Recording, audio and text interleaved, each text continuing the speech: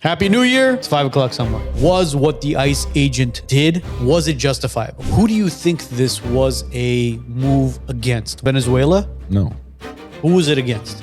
Every Wednesday, we're going to be posting this on our story. We want every single one of you guys to participate in this. Oh, there it is. This one was brutal. This is going to sound controversial, what I'm saying, but they turned in their Palestinian flags and they picked up their Venezuelan flags. And they marched out on the streets chanting against stopping the war in Venezuela. People were celebrating when they took Saddam. Same thing happened here in Venezuela. This poor 37-year-old woman, mother of 3, just lost her life because all she was doing was trying to protect people. Not illegals, not anything like that, but was trying to protect people. A Muslim is not going to burn down a mosque. There are mosques being burnt down in Iran right now. That's a big deal. And people are asking for an actual change now. And they're hoping that the United States will actually step in and help change the government and remove the Khomeini or the supreme leader from power and replace him with Happy New Year, Happy Monday. It's 5 o'clock somewhere. Is this the first show of the year? It is. New Year? Yeah. I mean, the guests that we were supposed to pre-record flaked on us. So yes, today is the first show of the year. Why do you make it sound like flaked on us? What was that supposed to mean? Oh, you faking it. Well, when somebody doesn't respond to a text message, a call, an email, but they confirmed days prior. So I didn't say who it was. The new year, bro. Start off with the positive note. No, ours is like what's going on in Venezuela and Iran and positive Syria and Gaza. Wisenutspodcast.com. Pick up our merch. Epstein didn't kill himself. I'm wearing it underneath. I wore it at Trader Joe's. Somebody didn't like it. Oh, they didn't? No, they didn't like it. What did they say? Nothing. They said your shirt is offensive, but it is what it is. And what was your response? I don't want to engage with those people at this point. Look, when somebody has purple or like pinkish violet color hair and they don't like something that you're wearing, the last thing you want to do is engage with these people. That's kind of prejudice. It is. But I mean, then I'm going to say something that they may not like. and then they're going to kick your ass. And then they're going to take their phone out and start recording me. And then all of a sudden I'm online and my face might be plastered all over that's good. Brand Boulevard. That will help our algorithms. It may. But check out our website. Our merch is available. Buy some merch. Support the show. We got some amazing stuff coming for 2026. Stay tuned for that. If you aren't following us on Instagram, follow us on Instagram. We're going to be dropping a lot of merch there. And our TikTok. And as much as I freaking hate TikTok, it's going to be on our TikTok as well. So that being said, we truly hope you guys had an amazing New Year's Eve with your family and friends. A great Armenian Christmas, because that is the real Christmas. That is the real Christmas. With your friends, your family, your loved ones. If you were on vacation anywhere, hope you guys had an amazing trip. Hope you guys had an amazing time there as well. And remember, high cholesterol is good for you. High cholesterol is good. Yeah, that should be the theme for 2026. High cholesterol, huh? I'm not being cute. I'm serious. No, what do you mean high cholesterol should be good for you? Is that the new thing though? I've been saying this for years now. Finally, they're admitting to it. When have you been saying this for years? High cholesterol is good for you? Yes. High cholesterol? Yes. How is it good for you? How? Yes. Very simple. What? Does your car engine have oil in it? Yes. What happens when it dries out? You got to add more. Why? Because the car runs off of... Oh. What do you think a good portion of your body runs off of? Wait a minute. There's good cholesterol and there's bad cholesterol. This guy and his... Good fats, bad fats. See, I love it when these real estate guys start getting... You know, there's 3 types of cholesterol. Just like there's 3 types of, mortgage options. No, I'm serious. What do you mean high cholesterol is good for you? Okay. Anybody I know that has high cholesterol, they're on meds and stuff, man. No. The reason why... Of course, because it's the Matrix. The Matrix... Oh, now it's the Matrix. No, you don't... So I shouldn't drink this. The Matrix, meaning I'm not talking about the Matrix Andrew Tate talks about. I'm talking about the healthcare Matrix, which says at this level, you should be taking this medications. At this level, you should be taking that medication. That's what they're all on. Yeah, of course. They're lifetime customers or consumers Yes. of Big Pharma. So you need a matrix. You need recipe boxes for that. But that doesn't answer what you just said as far as make sure you have high cholesterol. Yes, because it keeps your heart and your brain healthy. High cholesterol. Yes. Was there recent documentation about that? There's been documentation on it for years. It's just now it's become more and more public. I mean, listen, this is not the theme of today's show. It's just I said it as a New Year thing, but Interesting. you guys go look it up. I mean, don't take my word for it. Did RFK talk about this or something? He will. High cholesterol. Yeah, If he hasn't, he will. But a lot of people are starting to talk about it because they've realized one of the reasons why Alzheimer's. You never mentioned it. How many times have I talked about Alzheimer's dementia? No. You've talked about Alzheimer's dementia and and I stuff. said the cause is because of a lot of these statins that people are on. It's the statins. They dry up your brain, and then you develop Alzheimer's. And part of it is actually also because of lack of nicotine. Lack of nicotine. Yes. Watch what's going to happen with nicotine and cholesterol, all these things. So are we going back to the 1950s where Yes. doctors are going to be like, So doctor, what type of cigarette do you smoke? hold on. Tell me, back in the 1950s, can you show me one overweight person? No, look, that was because of the What? whole food pyramid bullshit, the sugar industry. There was a lot of factors that were involved in that. And besides that, physical education in the 1950s was far different than physical education today, especially in middle schools and high schools. Yes, but it's the food pyramid, and it's all these, medical matrix that they introduce to people. Well, if you're at this level, you got to take this, and then on top of that, you got to take that, and then if you're on top of that, you got to take this. Are you talking about the whole like BMI thing as well? Body mass index? Everything, of course. Look, in my opinion, I always say it, and I've been saying this for years now. You stop eating processed food. Well, processed food is not food. Exactly. But that's the big misconception about processed food is people don't know what processed food is. The pastas, the pizzas, No, the rice. that's not processed Of course food. it is. Go to Italy, eat all the pasta and pizza you want to eat. And It's still processed. No, it's not. Of course it is. No, it's not, because they use 3 ingredients in Italy. The water, the flour, and the egg yolk. It's not egg yolk. It's something else they use. Well, it's supposed to be. I mean, from my understanding, pasta is made with water, flour, egg yolk. But go to Italy and go there for a month and eat pasta and pizza every Well, day. look, I the same thing happened to me in Armenia when I went to Armenia. I actually had bread in Armenia. I felt lighter. Now, was it because of us constantly being on our feet, walking? That might have played a big factor in it. That's part of it. It's not a big factor. That's a small part of it. It's because they don't put crap in there. There's no preservatives and all that shit in there. So, do you not feel heavy when you go to Mexico and eat, or like? Oh, here, Joe was recently in where do Aruba you eat at Mexico? at the hotel. At the American hotels.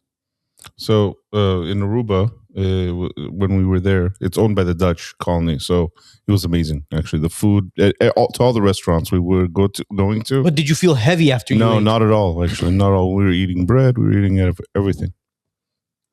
Fuck do I know then, huh? You gotta get out more often. I know, seriously.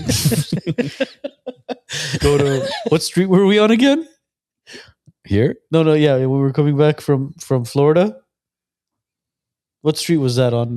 Sepulveda? Was it on Sepulveda? When Narek picked us up. And Figueroa. Figueroa. We got to go to Figueroa. Figueroa Yeah. and Westlake or something.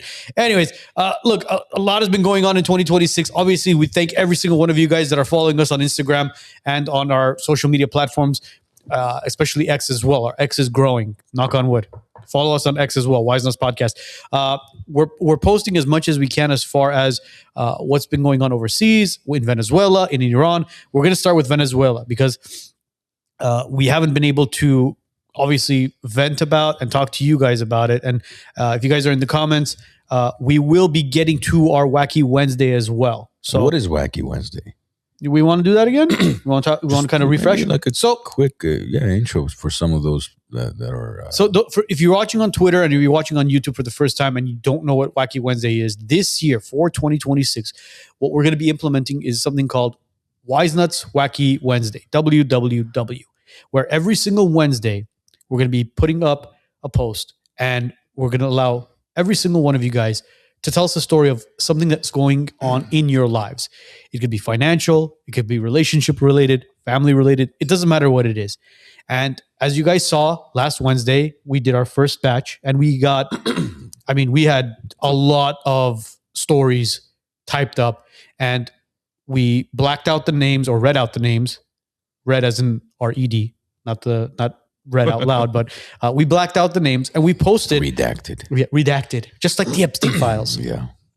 And we posted their stories, and some of them were over the top. Some of them were very, very relatable. And we were so happy that so many people were able to come clean and open up and, vent to us. And so many of them were saying, please don't share my profile picture. Please don't share my profile name. And as you guys saw, we didn't. We want to make sure it's as anonymous as possible. And we're going to be doing it again this Wednesday when we post it. We would love to hear your stories, but that's going to be on the second half of the show where we actually bring up some of the stories and discuss it not only amongst, the three of us, but with you guys as well. We want to see how many of you can relate to some of these stories. And you know what? Give your 2 cents. Because what we're going to do is we'll talk about it. We'll see some of the comments that are there. And hell, we might even screenshot some of those comments and post it as a follow-up. As far as, hey, listen, here's the story. Here's some of the comments. Here's some of the advice that people were giving. And it's going to be something where it'll bring the community together and it'll allow you individuals to know that, listen, you're not alone. You're not alone. You're not alone. Yeah. And you know what's funny? When I was posting the Wacky Wednesday questionnaire up, I was like, what's a good song to place with this? And I was like, dude, Eminem. I'm not afraid. Is that what you... I'm not afraid, yeah. Don't be afraid. Good for you. Anyways, let's jump into it very, very quickly. So as a lot of you guys know, early January, President Trump went ahead and did an operation where he went into Venezuela, and we spoke about this prior to him attacking. We said, what do you guys think is going to happen? Do you think they're going to release the Epstein files? We'll rephrase it. He did not attack. You're right. You could call it kidnapping. You're right. You could call it Prime Minister napping. But there was an attack that took place. Where did they attack? So those missiles weren't attacks? Those Apache helicopters weren't attacks? Did anybody die? No. Which is what I wanted to bring up as well. Okay. So let's put it this way. An operation took place in order to capture the dictator of Venezuela, or the sitting dictator of Venezuela. Former. Or now former. And literally took how many hours? I don't know, like 12 minutes. Roughly. I think they did it faster than what they actually said they did it. It literally took 4 hours. Nobody was killed. And I think the only reason it was delayed because one of the Delta Force guys got a text message from his girlfriend. And so he had to respond to it. It took about 6 minutes. Yeah, he saw it on Wacky Wednesday. He was like, hey guys, should I post this on the Wisenuts Wacky Wednesday before we go ahead and attack? And the guys are like, bro, it's Thursday today. We gotta do our job. And then they're like, you know what? All right, I'll wait. Let's go in. I'll wait for next week. But look, it was a very swift operation. Look, and a lot of people right now are up in arms. Well, a lot of the left is up in arms. They turned in their Palestinian flags and they picked up their Venezuelan flags. And they marched out on the streets chanting against stopping the war, quote unquote, war in Venezuela. Where in reality, it is not a war. People were comparing it to Iraq. It has nothing to do with what happened in Iraq. It's not even apples and oranges. Yeah, there's no boots on the ground, no tanks, nothing. I mean, it was swift operation, as you said. They picked him up, escorted him to the U.S., and that's it. No casualties. The people of Venezuela seem to be celebrating. Mm-hmm. I mean, some were celebrating during Iraq as well when Saddam was taken out. Yes. And I think that's where the comparison is coming in regards to Iraq. People were celebrating when they took Saddam, and I mean, same thing happened here in Venezuela. So, I mean, do you think this is a good move for us to do that? Let me ask you guys this. Who do you think this was a move against? Was it truly against Venezuela? No. Who was it against? Russia and China. There you go. That's one thing that a lot of people don't understand because, look, as much as we've spoke about President Trump and how he's disappointed us with a lot of this foreign affairs and some of the political moves he's made, this was a very strategic chess move while Venezuela was playing checkers. Because what was happening, and again, you could fact check this and be like, oh, you know what? That's not. Look, man, it is true. Russia and China were using Venezuela to distribute oil all over the world. Venezuela was basically their, what would you call them? Was their source. And at this point, it was either us taking advantage of the situation or China and Russia were going to be doing it. And you know what? Hats off to President Trump for doing it. I really do think that was an amazing move because I know that people were talking about, oh, it's all about the oil and da-da-da-da-da. Yes, it is about the oil. Because you know what? I would love to have cheaper gas prices. But that's assuming the gas prices go down. I don't know if it's about cheaper gas prices as much as it's about, because look, OPEC has controlled the global petroleum distribution, pricing, and all that for the longest time. And one of the reasons why we even went into Iraq at the time and claimed there's weapons of mass destruction is because sometimes what happens is some of these dictators, leaders, they forget their place in the global hierarchy and they start making claims as such like, we're going to switch from the Petro-Dollar to Petro something else. And the U.S. knows once you switch from Petro-Dollar to Petro-Euro or Petro-Pounds or anything else, the dollar is going to completely tank. And so no president in the right mind or any country would allow that to happen. And this is one of those scenarios too, I think, where when they came up with the BRICS, right? You got BRICS. BRICS. Part of that, from my understanding, those few countries coming together was to start controlling the currency of the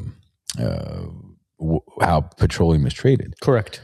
And if the U.S. allowed that to happen, then we're going to lose the dollar value even more than what it's lost ever since we started printing trillions of dollars. So I think this was the chess move to prevent OPEC from controlling the global petro market, for the U.S. basically to control the Western hemisphere in a sense, if not the global market. Well, that's where I was going with it. Because look, with Russia having the United States having sanctions against Russia and against China, Russia was having problems selling their oil. Now imagine using Venezuela as a distributor. I promise you this, in the next quarter, if not half year, look at how bad Russia's economy is going to get. Well, there is other concerns. Just to play devil's advocate, I think he opened the door as well to have this, so he can do the same thing for other, with other countries. So like China with Taiwan. Did you hear about the possible news? I don't know if it's confirmed or not, but Russia said that they will be taking Pashinyan, supposedly. Did you hear about this? Russia will be taking Pashinyan? Did you hear about this? As in what? Like recently. Like I don't know if it's confirmed. Like doing the same thing as what they did to the Venezuelan president. Putin, I believe, again, don't quote me on this, but I believe Putin said that he rather take Pashinyan over than give him to the West. So he would kidnap the same. Yes. Well, I don't want to say kidnap, but apprehend, arrest, detain, whatever the hell. No, I don't know if it's confirmed again, but I doubt it, man. I heard something today earlier on, but again, I don't know if it's a rumor, but please fact check me. Well, I'll tell you. I don't know. I'll tell you this, but a lot of the Armenians in America will love that. Well, I'm not I'm not denying that, but Will they though? That's what we're seeing. They're all. I'm telling you, man. They're all hard. here. That's a hard thing to. So, Yeah, I don't because know. I hate to have an opinion about, especially Armenia, when I don't live there. You know, I live in the comfort of Los Angeles, if you could call it comfort. with the Yeah, we had to drag the homeless guy off the street before we walked into the studio. But it's hard to have an opinion because I mean, we talked about this a couple of weeks ago, where a lot of people are praising the current administration. There are a lot of people are living more comfortably, and we even asked our friend Ed. Remember? Yeah, a week or so ago, like, would you have ever moved back if it was the previous administration? He's like, no. Look, a lot of people have messaged us, especially when we had Zara Sinanian on. They were like, how could you have that traitor on your show and that piece of shit? Blah. It's like, dude, easy. So it's like, what do you want us to do? You just want us to bring in people that we agree with and just jerk off all day? It doesn't work that way. And you know what? I think we had a great conversation with him. I think so too. And you know what? At the end of the day, a lot of the people that were messaging us, telling us that how could you have him on, yada, yada, yada. Listen, man, he picked up his family, wife and kids and moved to Armenia. Yeah.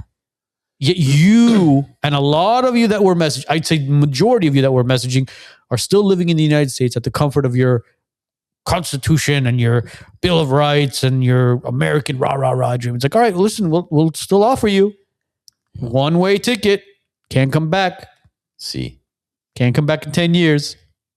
But going back to Venezuela, I think if it is what we think he's doing with the move, and Greenland is, I think, part of this whole chess move, we like to call it, because Greenland is enticing to China and Russia as well. So if he takes over these two countries, now those guys are kind of in, I don't want to say landlocked, but in a oil lock per se, right? Dude, I mean, when you say take over, those are very, very harsh words, though. Bro, Greenland, I think the three of us can take over Greenland if we just went there with Joe's ammunition and his artillery. I mean, what does Greenland even have a military? Look, we're laughing right now, but they're backed by the Danish. Again, oh, yeah. Oh, the Danish. What are they going to do? Throw some cheese at you? The Danish. The Danish. Like, I don't even. I mean, even Trump made it. You know what was fascinating today? I was thinking about when those reporters are in Air Force One and he's flying. So are they like flying with him to China and wherever he's flying to just to ask him 4 questions? I have no idea. I think it's more of the flight back. Okay, well, even the flight back, they had to be there, the destination to fly back. They may. Again, I don't know. Maybe they had flown there, waited, and then boarded, and then flown back. I don't know, man. Because it's always like Mr. Trump. Who are you with? CNN? Oh, stupid network. He's constantly just insulting. And you know what's funny? We never saw that with any other president. Did you ever see Biden do press conferences in Air Force One? I don't think he's been in Air Force One more than twice. I don't think he could stand in Air Force One. Yeah, exactly. I think one little turbulence. I mean, the guy couldn't sit on a bicycle, for crying out loud. Let alone stand on a plane with turbulence. But look, Trump has talked shit about Venezuela's oil. Sorry, see, Levick mentioned what I was thinking of. I can remember. He said Trump said Greenland has 2 sled dogs only. Oh, geez. That's their military, pretty much. Look, I think it was in 2020. It was probably 2020 or 2019. Trump was talking shit about Venezuela's oil. He said it's nasty oil, it's disgusting oil. It's Arco oil. Yeah. It's dirty. It's good for asphalt and all that stuff. And then all of a sudden now in 2025, 2026, they've got great oil. It's amazing oil. But you know, it's not only used for gas, right? Like gas as in like auto. No, fuel. I know. Everything is made out of it. Plastics also. Look, man, after watching the show Landman, you realize how. Did you finish the 2nd season? I just watched yesterday's episode. I'm not gonna. Did you watch it? No, I'm waiting for it to be over so I could binge watch it. Oh my God. I'm not gonna say anything. Don't. Please. I'm not gonna say it. But anyways, Landman, the show with Billy Bob Thornton, Andy Garcia. Look, that show tells you how important the oil industry is, because you talk about solar panels, you talk about windmills, you talk about green energy. Listen, man, you can't build any of that stuff without oil. Exactly.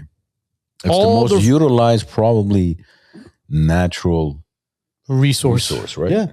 All those refineries, those warehouses, and those those shops that are welding and cutting and molding, all that clean energy, those solar panels, those windmills, you need crude oil in order to operate those.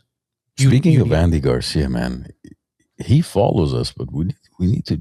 I mean, he hasn't read our messages. Andy, we know you're following. If you're watching, come on, man. And he lives locally. I think he lives in Toluca Lake. I used to see him at like 12 or 15 years ago when I used to go to Malbec in Toluca Lake. I've seen him there a few times. He lives, I think, right near the lake. Possibly. I know Macaulay Culkin lives in Toluca Lake as well. Oh, yeah? Yeah, Macaulay, you're another one. We'd love to have you on. But anyways, look, as far as some stats are concerned, we want to bring up some stats. Venezuela holds the largest proven oil reserves in the world, 330 billion barrels. Which is 1/5. That's a lot. 20% of the global reserves. So here's another thing. Oil production is around 860,000 BPD as of late 2025. By the way, speaking of 20% of global reserves, you know what else is 20%? What is?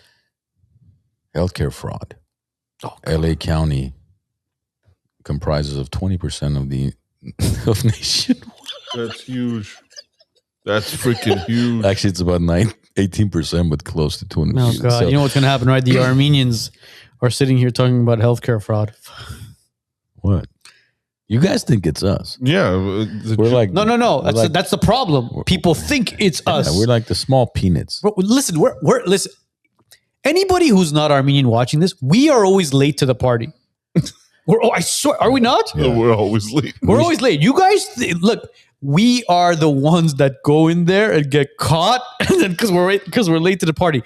All the other nationalities and cultures, they made billions of dollars. We just realized, oh shit, there's a lot of money in this. Yeah, let's do this. Put the hand in the cookie jar, but before we put it in the cookie jar, we have to get a Bentley or a Rolls Royce first, and that's what gets us caught. Yeah, we got to splurge on all that stuff, dude. I remember. When was it, 10, 15 or so years ago, some guy who was doing some, credit card stuff here. He's like, I'm going to go to a different state. It's less scrutinized, easier to do it. So this guy goes to I think South Dakota to do some, credit card work over there. Oh, God. Imagine, this is how stupid sometimes we are. He rents an S-Class. In South Dakota. I don't even know where in South Dakota you could rent an S-Class, but somehow this guy did. So guess what? He gets pulled over driving an S-Class, looking like, an Armenian. So then he gets pulled over. Where are you going, son? They open his trunk. It's like, all right, sir. You don't look like no Bob Smith. So yeah, they take him in. Of course. You couldn't rent a used truck or some, banged up, I don't know, Buick, Oldsmobile. It had to be an S-Class in South Dakota. And that's our problem. In the middle of winter. We're not only are we late to the party, but got to make sure we're seen. Absolutely. And then when we're seen. I think the worst is when they commit some sort of fraud and then they go back to the same place. And then they try to do the same thing at the same place again. Dude, today I was talking to somebody during my son's soccer practice. One of the dads, he's like, somebody I know was shut down in that healthcare industry, and he's like, I don't know why they shut me down. I've had the same 30 patients for the last 10 years. Oh my God. So stupid. I've been very consistent. See, look, right now, what I've been recently noticing is I was getting calls literally last year about wound care. Everybody was calling me, "Hey, bro, like we need a space, office space." I'm like, "Oh, for what?" "Oh, for wound care." I'm like, "What's wound care?" "Oh, don't worry about it. Just we need like a 500, 600 square foot space for wound care." I'm like, "All right, whatever. We'll figure something out." That was shut down very quickly. Now everybody's hitting me up for rehab. Everybody and their mother's really hitting me up for rehab. They shouldn't, because that's going away in California too. Is it? Mm-hmm. Yeah, but they're being, what they're being categorized for now? What type of crime? Human trafficking. In rehab? Yes. No shit. Of course. Well, there goes that. Anyways. Yeah. So as far as we don't want to. I haven't leased anything for a rehab center. Leave me alone. No wonder our people haters. They're like, "Fuck you guys! You guys just expose everything." Dude, I swear to God, man, when they call me for stuff like this, it's like as soon as they have like the slightest hint of an accent, you're just like, do I really? Why don't you? When they call you with a hint of accent, tell them this. Can you spell rehab backwards? Backwards? Yeah. Well, mate, I would say just spell it, but give them benefit of the doubt that they could spell REHAB, but can they spell it BAHER? I don't know. Hold on, let me write it down. No, I should ask them how to spell wound care. Oh, no.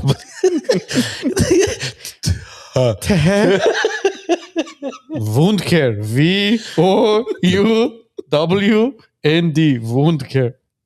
How do you spell care? KER. Care. KAR.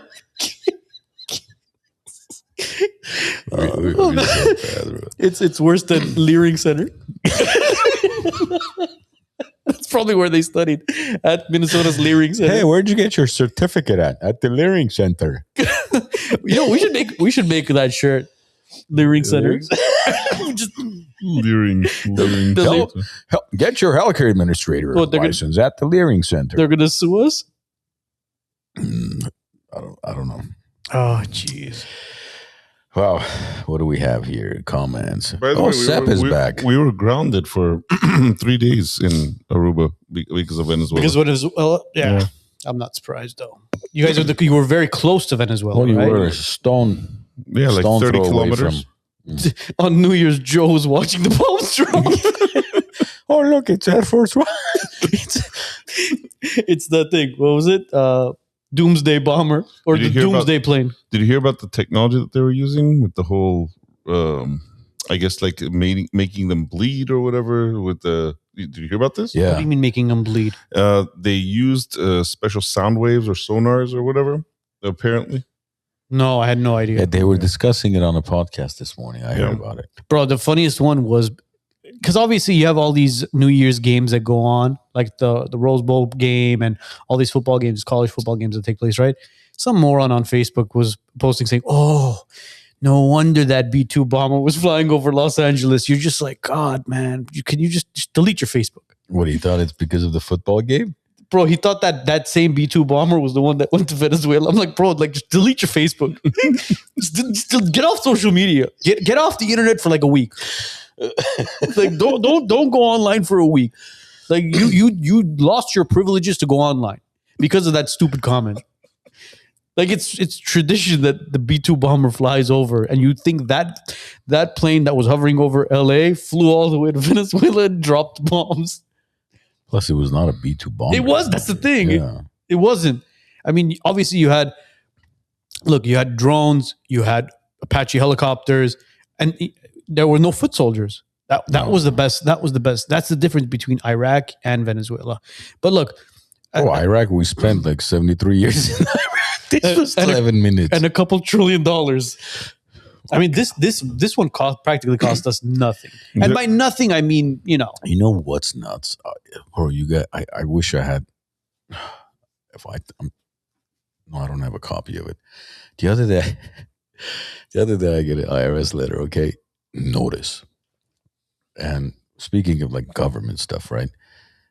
So when I paid my taxes or whatever fees it was for 2024, somehow I was $358.50 48 cents short.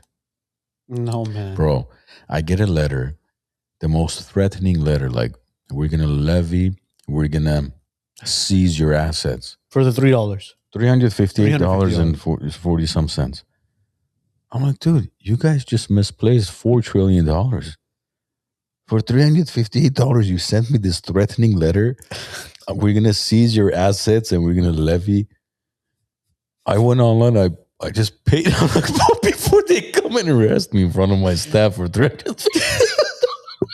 Because God forbid we find out where that $4 trillion went. It's like $4 trillion. $358. Get him. Send him that. That $350 something is going to offset the $4 trillion that we're missing. I'll send you guys a copy tomorrow when I'm back. Literally, it says we're going to seize your assets. Oh, like, it's not even, hey, guy, you owe us $358, huh? Would you like to make some sort of payment plan? Yeah. Or we're going to seize. Like, levy and seize. Those were the two words I remember used. I was like, wow, these guys are serious about it. Oh, jeez. Look, man, it's crazy how inefficient the United States government is. But I mean, my biggest concern right now is what's going to be happening in the midterms. I truly do think we're going to lose as far as the conservatives or the Republican Party is. We're going to lose the House and the Senate with everything going on. This is all going to backfire on Trump. There's so many people against him right now. When is the midterm election? November. But I don't think it's just people against him. They're also against the Democrats in general.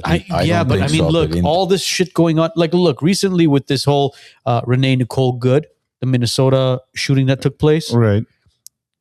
That's not going to look good on his resume either now. This is another excuse for people to basically get up and be like, you know what? Look at what he's doing. An ICE agent just killed an innocent mother of 3, which again, this is the next thing that we're getting into. But but keep in mind, I think it's people that are taking AIPAC money that we're against right now. I think as a collective, I think everybody's sick of the left and the right, and they just hate people that are taking the AIPAC money right now. Well, I mean, we're hoping that Venezuela's new national anthem doesn't become Havbak Nagida. Well, it will eventually. Well, I mean, that's it. Yeah, but look, 10 months is a long time. Look at how much he's done in right under 12 months. In the next 10 months, a lot of these pieces that we've seen could come together, these puzzle pieces as far as Venezuela, Greenland. That's going to be a saving grace. The credit card rate, or, some of the subsidies he wants to do in the mortgage real estate industry. Well, I don't know if it's a good idea, but he's looking at replacing Powell with one of the BlackRock executives. Not Colin Powell. What's his name? Colin Powell's long gone. The Fed chairman. I forget his first name. I don't know. Something Paul. Levy will know. What? I forgot his first name. But he's looking to replace him with because his contract is up in May. Okay. He's got 4 months to go, which a lot of these things could affect the midterms in a positive way. I hope so, man. I'm hoping, as far as algorithm is concerned, my algorithm hasn't skewed, because a lot of stuff that's being fed to my Instagram, my Twitter, Jerome Powell, it is anti-Republican propaganda now. Son of a... What the hell was that, bro? You okay? Yeah, man. Oh, Megeredchian Law. We should call Alex. If you've been injured in a car accident, slip and fall, or work injury, reach out to Megeredchian Law today. At Megeredchian Law, we maximize your compensation, you get constant client communication, and we win when it matters most. When you're involved in an accident, choosing the right attorney is the most important decision you can make. Let us show you why we're different at Megeredchian Law. With 11 attorneys on our team, we're able to go to trial and fight for your case. More important, the pedigree of our firm is customer service, so you always get a call, you always get an update. Lastly, we're results driven. We win. Let us show you how. Call us at 818-530-1300 or bestcaraccidentattorney.com.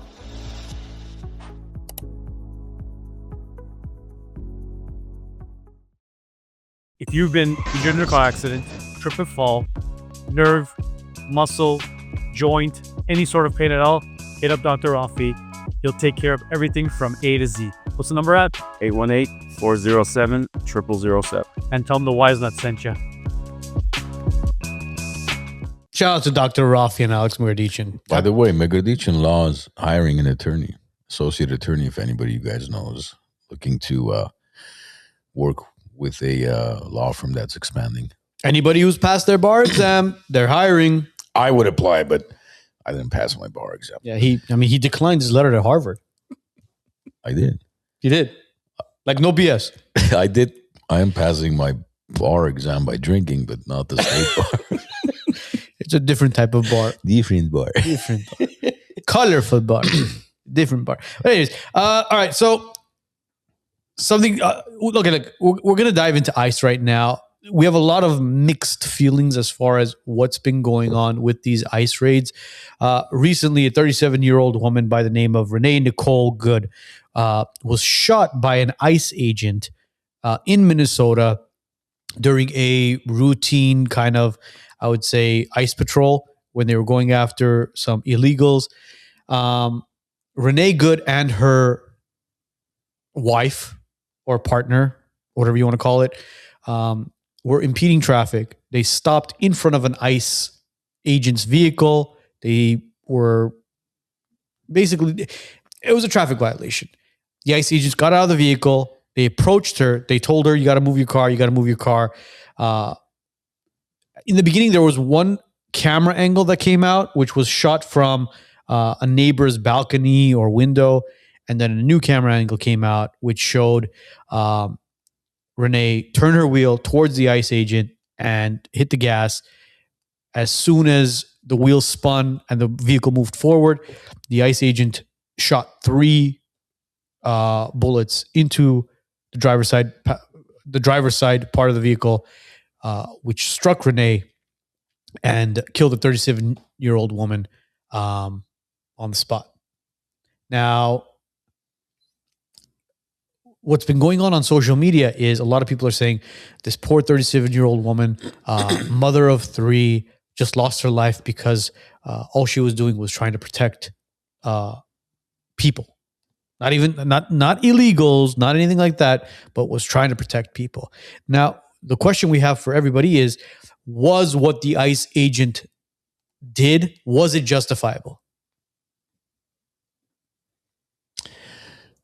Can we answer, or? You can answer. I don't think it was justified. It was a little extreme. I mean, there's different angles showing that it's not like she didn't drive over him. The wheel was turned, no? Mm-hmm. Which means she was heading opposite of him. I mean, the only time you shoot somebody is if you're, as they even teach you, any type of course you take for being able to carry a weapon or tactical training is imminent danger. You don't think her using her vehicle as a weapon was imminent danger? She was not using it as a weapon. She was in her vehicle, and if you have the wheel turned against the officer, away from the officer, you're trying to escape, you could say. Well, Steven Crowder did an amazing breakdown of it. I don't know if you saw it. No. Where he put a body cam on himself, right on his chest. He carried the pistol in his right hand, as did the officer. And he stood right where the hood of the car was, right where the officer was. And he asked the driver of the vehicle, he said, turn your wheels. Guess what the body cam captured? You can't see the wheels turn. So in essence, people saying, oh, well, she turned her wheel to get away. The officer never saw those wheels turn. So when all he hears, especially snowy, icy ground, is he hears wheels spin. He's thinking, shit, this woman's coming at me right now. But it's not coming at you. You're standing next to the vehicle. I mean, look, we say that as we're looking at a video being taken or a video that's being shown.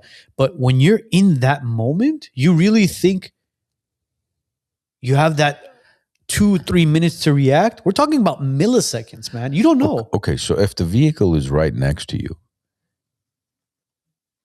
and even if, let's say, she's driving towards you, it's unnecessary. if it's at a low speed, I mean, if you shoot, she's going to let go of her gas and the car's still going to come towards you. It's not going to stop. She's not going to brake the car, right?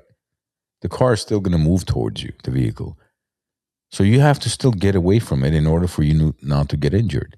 Now, what was the purpose of shooting and killing her? Just if you feel like she's trying to drive over you, just move aside. Why let out 3 bullets? I don't know. 3 shots and killing her. That's the big question here is why were 3 shots fired? There were conversations about the officer possibly, again, allegedly was almost ran over a couple of weeks prior to this. And this was a traumatic event that took place. And he didn't want to go through that whole situation again. So it was a reaction. Another story was that they had been following them and blocking multiple intersections. In fact, one of them said, somebody had mentioned that somebody who was part of Goode's crew or posse that was following the ICE agents had actually gotten into a car accident with one of the ICE vehicles. So now it's kind of like, all right, are we playing bumper cars now?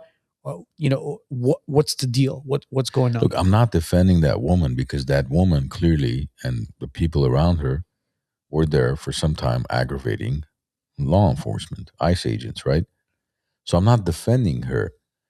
It's very difficult for somebody, doesn't matter how much training you have, to keep your composure when you have all these freaks aggravating and just trying to push you to the edge so you can do something like that.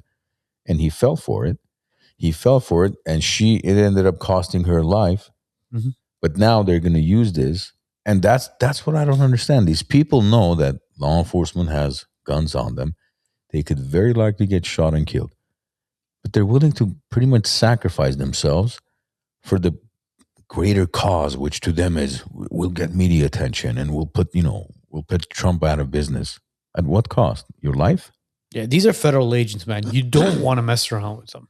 And they actually traveled from Missouri, because the plate was Missouri. It wasn't a Minnesota plate. From Missouri to Minnesota to do whatever the heck they were doing. Now, again, another story is that she divorced her husband and now was married to this individual, her lesbian partner, and she had not had time to change her Missouri plates to Minnesota, and she was a Minnesota resident. As time goes on, more and more stories are going to come out, more and more information is going to come out. That's why we say, let's just wait until... Yeah, but they're already burning down the city. I mean, who's waiting? Of course, it's Minnesota. They got to burn down the city. Look what during George Floyd happened. They burned down the city. I mean, it's normal. It's normal. Bro, you're talking about people that went to the Leering Center. This is the education that they have. I have a question, though. Go ahead. Did it stop the car? No. It didn't stop the car, right? No. Well, I mean, you can't stop. It actually makes it worse because now it could crash into other things. Which it did. Yeah. So that's why I don't understand the shooting.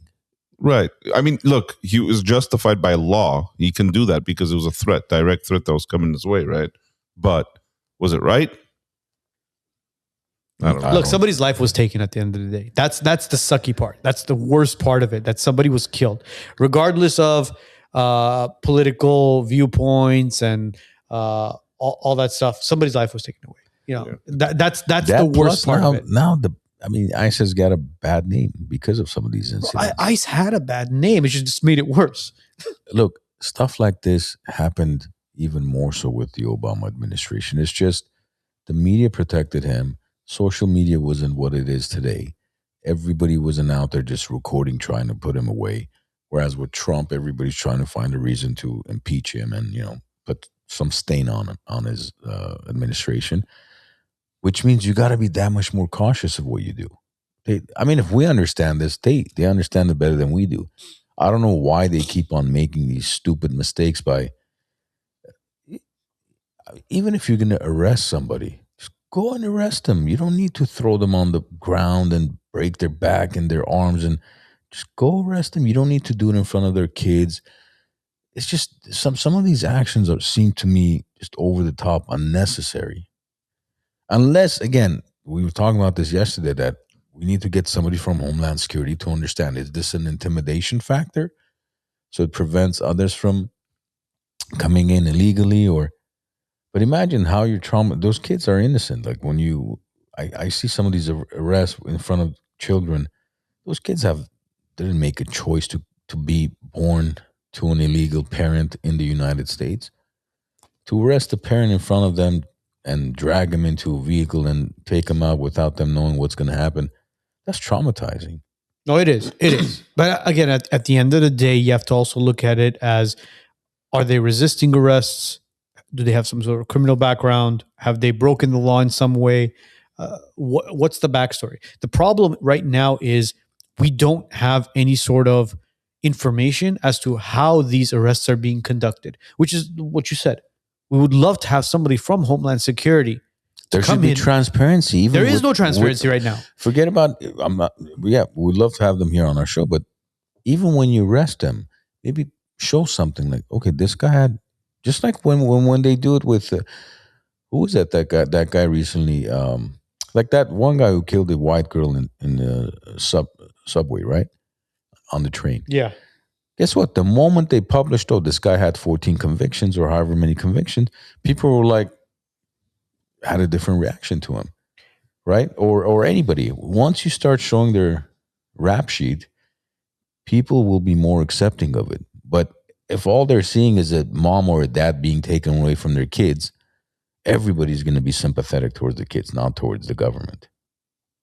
Well, see, with the stabbing that took place in the subway, my concern with that one was, why aren't people up in arms for that young girl that was stabbed and murdered? Why is it that the entire Democratic Party, and I'm going to say Democratic Party with confidence, because you didn't do the same thing when the young girl in Chicago was stabbed. Why weren't they up in arms when she was stabbed? Why is it that they're up in arms when this Rene Goode was killed by ICE? Is it because, it was a federal officer? It was an ICE agent that killed her? Is that why? Because it doesn't go with the narrative. A life is a life. Not to them. There's a lot of rumors about these protesters and all that being funded, right? Where they're being funded, they're showing up there to protest against ICE and whatnot. So that's the narrative. The narrative is not sexy for the white girl being stabbed by a black guy. Look, her name, Irina Zaruska's life was as important as Rene Goode's life was. It's as simple as that. Now, the fact that, a black man in a subway stabbed her and she bled out and it was a criminal, that doesn't justify people getting up and protesting. Look, the way individuals and the social media presented Irina's murder and how they protested, it was very peaceful. There was candlelight vigils. People were up in arms and saying, look, this poor girl was murdered. People need to say her name, right? Say her name. But all of a sudden, Rene Goode is killed. And Minnesota is, again, they go out, they start raiding stores, breaking glasses, go to the hotel that ICE was staying at and begin to smash the windows there. The Golden Globes, which was yesterday, you have a bunch of celebrities wearing pins. Be good.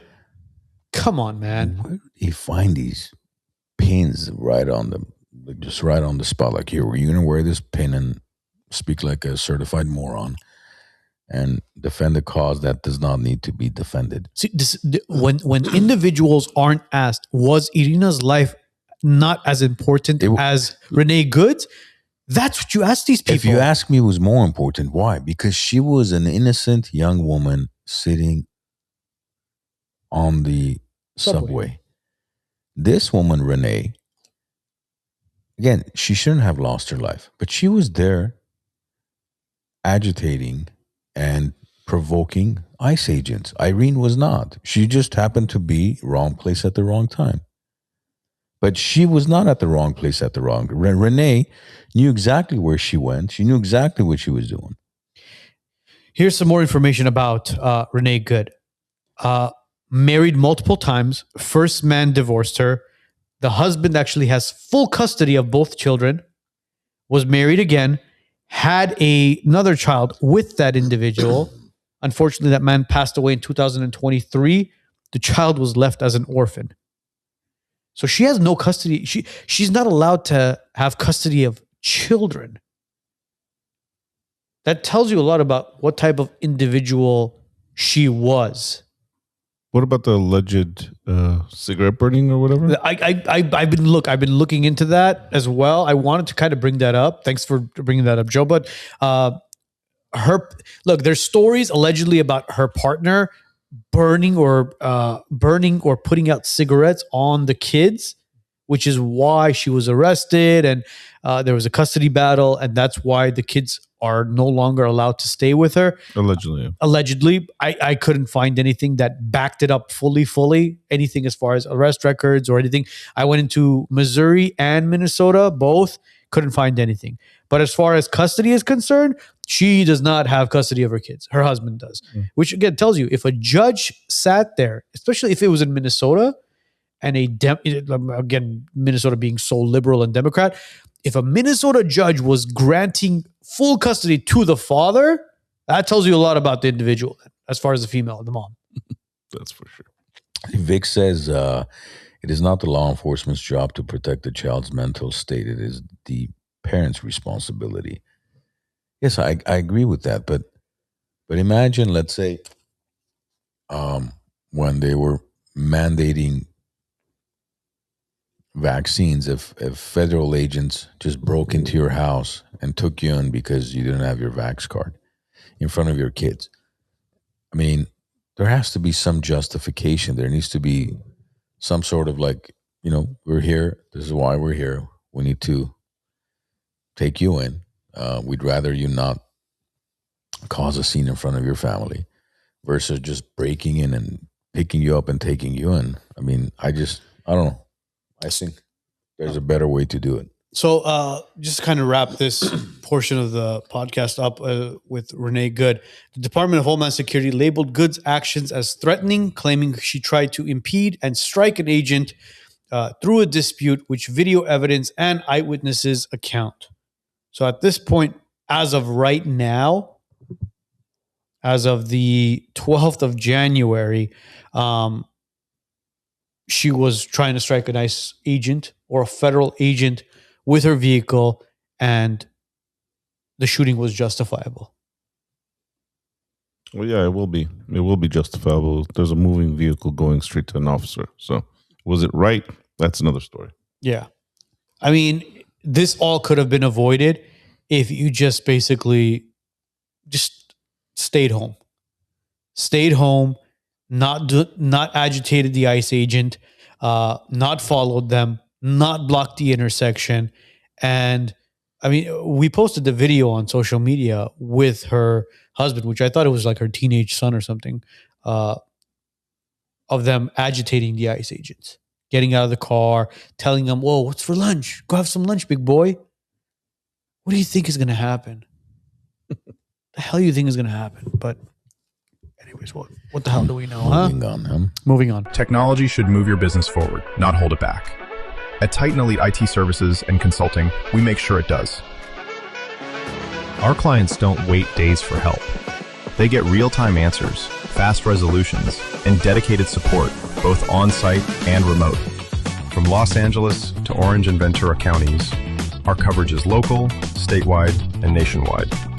When you need us, we're already on the way. We're not just an MSP. We build with you, from cloud migration to security to every endpoint in your network. At Titan Elite, we don't just solve problems. We prevent them from happening. We become a part of your team and we grow with you. Titan Elite IT Services and Consulting. Strategic, scalable, trusted, and always on. Are you looking for a place to kick back and celebrate? Well, the Glen Arden Club has got you covered. Upstairs, you got a private lounge with a cigar room. Downstairs, you got the Moose Den, where you can have cocktails and private events.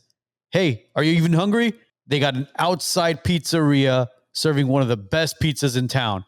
If you're interested in becoming a member with the Glen Arden Club or booking an event, contact the Wisenuts. We'll connect you to the boys at the Glen Arden, and you could become a member here or host your next gathering. Very quickly, let's talk about Iran. As a lot of you guys know, my parents, Armon's parents, are from Iran. And our parents were fortunate enough to leave the country prior to the revolution that took place in 1979. The Shah, or the king, as they call him, of Iran, was overthrown in 1979 by the Khomeini, who took power. The Islamic revolution that took place, the Ayatollah, by Carter. Well, we could blame one of the greatest presidents of all time, Jimmy Carter. Yes. Who I was hoping would outlive Biden, but he didn't. At 100 years old, though, man. He almost did. He almost did. But, the supreme leader took over. The Khomeini took over. And Iran went from... Look, Iran was Dubai before Dubai was sexy. Iran was the Paris of the Middle East. Beautiful Absolutely. place to go to. You had individuals from all over the world visit Tehran, Isfahan, and all these beautiful cities in Iran to vacation. And it went literally 180 degrees overnight. Turned into this Islamic Shia law and dictatorship at this point, as you would call it. Women need to wear hijabs. The whole, European type of lifestyle, the Paris of the Middle East was no longer there, and there was prayers going on at multiple times of the day. Like what's going on in New York now? Yeah. It's like, it's funny. Jack Jr. actually had a skit about that. He was in Dubai. He's like, we're sleeping. It's like 5 a.m. All of a sudden you're, it's like, what the fuck? What's going on? And then he goes, all right, it's done. All right, let's go back to sleep. And then he goes, we go back to sleep. All of a sudden, 7:30 in the morning. But again, I'm not saying anything, but I kind of find funny to me. But anyways, now all these years have passed. They've attempted to create some sort of movement in Iran to overthrow the government. A couple of years ago, it took place when that poor Kurdish girl was killed by the Islamic police, where they took her in, beat the crap out of her, and she basically died of whether it was a concussion or whatever it was. And people were up in arms and they were trying to overthrow the government, and it was shut down very quickly. Now you have multiple parts of the world, from London, Netherlands, Germany, Hungary, America, obviously, Canada. People are up in arms, and you see the old Iranian flag flying everywhere. You don't see this Islamic Iranian flag flying everywhere. And people are asking for an actual change now. And they're hoping that the United States will actually step in and help change the government and remove the Khomeini, or the supreme leader, from power and replace him with, again, I don't know who will be the replacement. They don't have a replacement. They don't. Yeah, the only thing they have for now is Reza Pahlavi said he would get involved in the transition. He'll be like a transitional leader until they vote somebody in. Yeah, they want to go into, whether it's a parliamentary system or any sort of, they want an actual government. They want to be able to vote for somebody to go into power. Now, look, we don't know too much about the political parties. We've posted whatever we can as far as the information that's being fed to us through social media. But what we do know is that a lot of the people are for the, I guess you would call it the anti-left. It's a party that exists right now, which is similar to in Armenia they would call it the Dashnak Party, which is nationalistic, which is more left leaning. No, that would be right. Well, the individuals that were messaging us, they were saying these people are more left leaning. So I guess it's the opposite. Interesting. Look, again, this is all a lot of new information, which we're trying. There's a couple of individuals that we've spoken to, which we're going to try to bring on to actually educate not only us, but obviously our viewership as far as what is the right move for Iran. Because what's happening right now is not working. And when people talk about don't fix it if it's not broken, no, this is broken because how could somebody say don't fix it if it's not broken when you have a country, Iran, one of the most resourceful countries in the world. They have some of the smartest people in the world, from engineers to doctors to attorneys and whatnot. And what it was pre-revolution, prior to 1979, and how they've managed to destroy it in the last 47 years now, 46, 47 years. How could somebody say if it's not broken, don't fix it? Like, they not only broke it, they dismantled it. I mean, they just might as well have thrown a nuclear bomb on the country. Yeah. Who's they, just to clarify? I mean, it's Islamic extremists. It's these individuals that are going out there talking about death to America, death to the West. Right. Allah is, as they say, Allah Akbar. Right. God is great. I get it. Look, God is great. You're absolutely right. But I think he's asking who did that to Iran. Khomeini did. Khomeini and his regime. No. Well, again, look, he was replaced by, obviously. What would you say the CIA placed them in? Look, the CIA put in the Shah in I think it was 1953. In 1953, he was replaced. They removed the elected democratic leader of Iran with the Shah in 1953. And then in 1979, they removed him and they put the Khomeini in. This was all America's doing, bro. And the CIA and MI6, all these motherfuckers. Don't you think they're doing the same thing now? I mean, look, the this regime needs to go, clearly. But don't you think they're doing the same thing now? Absolutely. On timing? Yeah, but that's the thing. People are always concerned, who's the replacement? Who's going to replace it? This leader now. And what if it gets worse? How are they reassured that it's going to be better? So that's always the concern of the people that are living there. It's because they know America's hand is in it. Of course. And they're concerned. They've seen what America did to Iraq and Libya and every other country that we've quote unquote liberated. That won't happen in Iran. Why not? There's no way that'll happen. Look, Iran is as you just mentioned, the people of Iran are a completely different type of culture. You're talking about one of the oldest countries or oldest cultures that has ever existed. I mean, older than Armenians. Yes, but yet they've allowed this to take place for almost 5 decades. Look, it's not about they have allowed. It's about who has infiltrated their government to allow what has happened. See, again, going back to 1953, the Prime Minister of Iran, Mohammad Mossadegh, I guess that's how you pronounce it. He was replaced by the Shah, by the CIA and MI6. And then in 1979, I don't think he stayed the whole term. He came out and then he went back, no? At some point. Even the Shah. Well, it was an internal coup that took place. By a coup, that means the government was involved and the people were involved, and it was whatever it was internal. But again, the stats don't lie. Here, MI6 and the CIA was involved. They removed him. They put in the Shah, thinking, all right, you know what? We can control this guy. The Shah's in. Let him run it. And I mean, it took just 20 some years. 1979 turns around. Right? You know what? Screw this guy as well. And again, this did happen because the Shah did speak up against Israel. All I know is whenever I see Lindsey Graham happy, some shit's going down. Yeah, bro. Seriously. You see how he had a smile from ear to ear. You see that?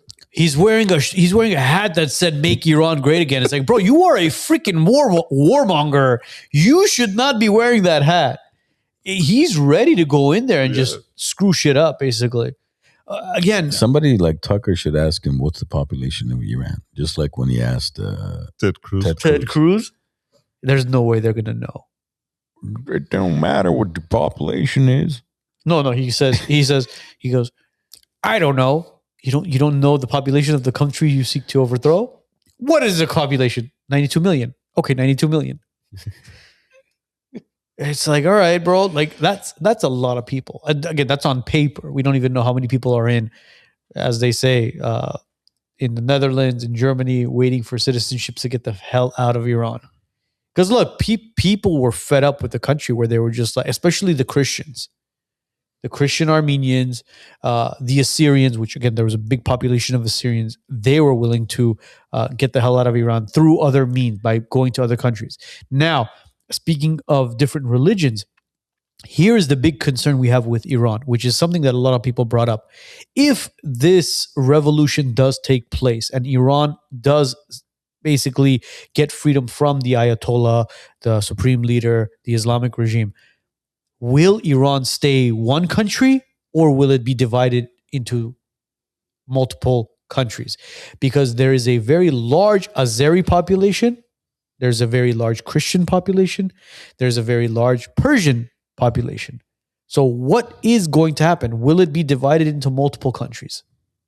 I don't think it will or it should be divided into multiple countries. I think what it should do is it should go back to its roots, and they can accomplish what Dubai has been able to do in a shorter amount of time even. Do you think Azerbaijan, Turkey, countries that are very pro-Muslim, will allow that to happen? Well, Iran is a primarily Muslim country. Yes, but you know what? Again, someone could fact check me on this. There's a lot of Christians that are being documented in Iran right now. Look, man, a Muslim is not going to burn down a mosque. There are mosques being burned down in Iran right now. That's a big deal. So who's burning those mosques down? Oh, I don't know. Is a Muslim burning down a mosque? Are those people that are out in the street, millions of people, being okay with the mosque being burned down?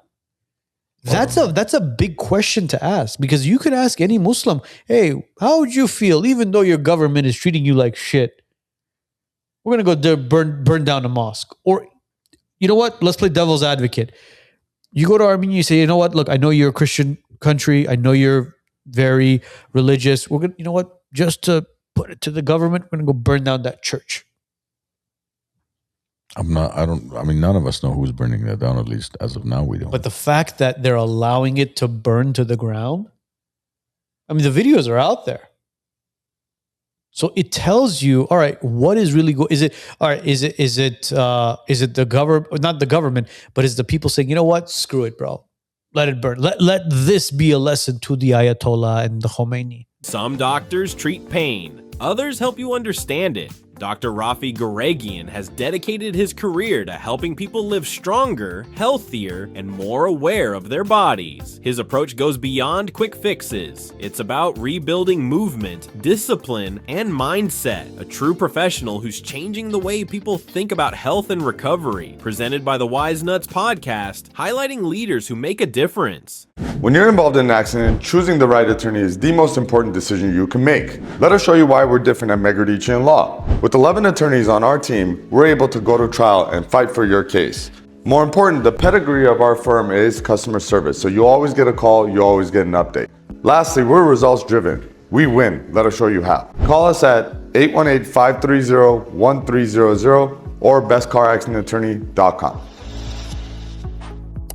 Our thoughts and prayers go out to all the families in Iran right now. We truly do hope that Iran will get some sort of freedom.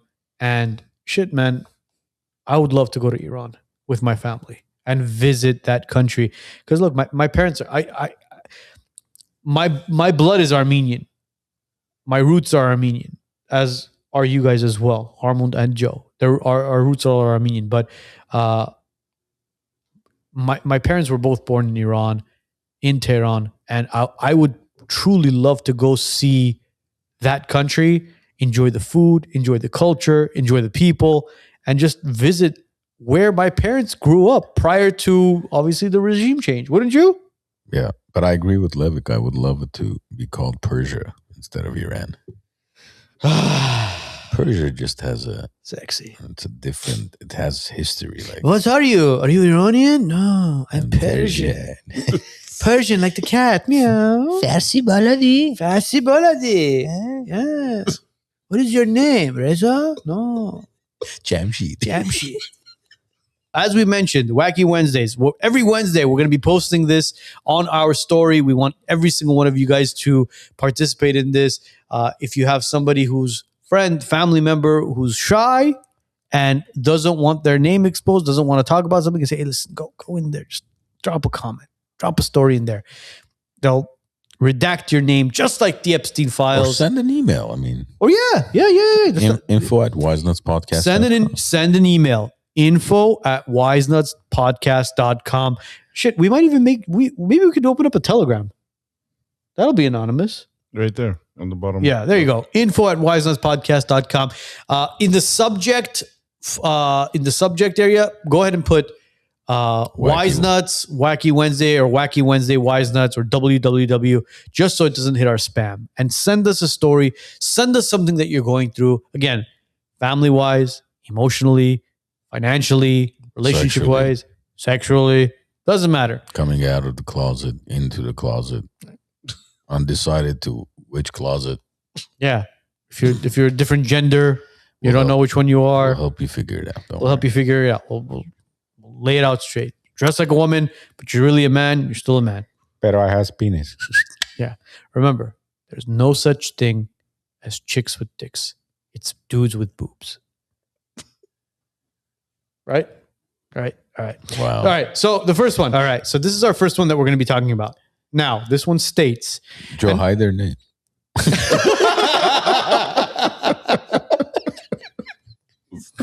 Just got it like italic bold. Right here. It's right there. All right. Look, you know what? Let's do this. If you guys aren't sharing this live stream, please share it, because this is what we want everybody to tune in for during our home teams, to talk about stuff like this. So this individual wrote us this story, and we're going to read it out loud. My mother-in-law moved in with us about a year ago. At first, everything was fine, but over time, it's started to feel uncomfortable. Our privacy feels limited, and when friends come over, she often joins us, which creates awkwardness. I've noticed that friends are now less inclined to visit.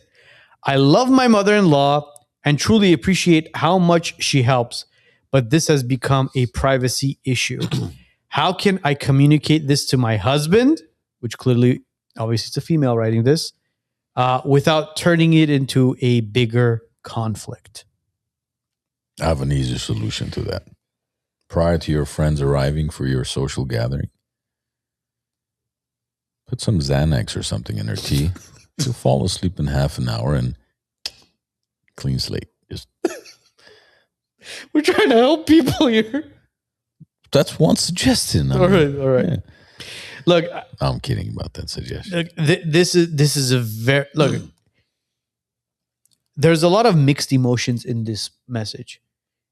Obviously, this female is very appreciative of the mother-in-law. I'm assuming she's there to help with the kids, meaning the fact that she says, I love my mother-in-law and appreciate how much she helps, whether it's cooking, cleaning, helping with the kids, assuming that both husband and... Is she helping prepare prior to the friends arriving? There's that as well. But again, I think there should be a conversation between husband and wife to say, listen, are you noticing that our friends are not showing up more often? They want us to visit them instead of them coming over to our place. Don't you miss hosting, honey? Or you can even ask, like, I'm assuming they have kids, like, do you think when our kids have social gatherings, we should always be there hanging out with their friends? Yeah, there's that as well. Because, I mean, communication is a good thing to have conversations. But then over-communicating can be an issue too.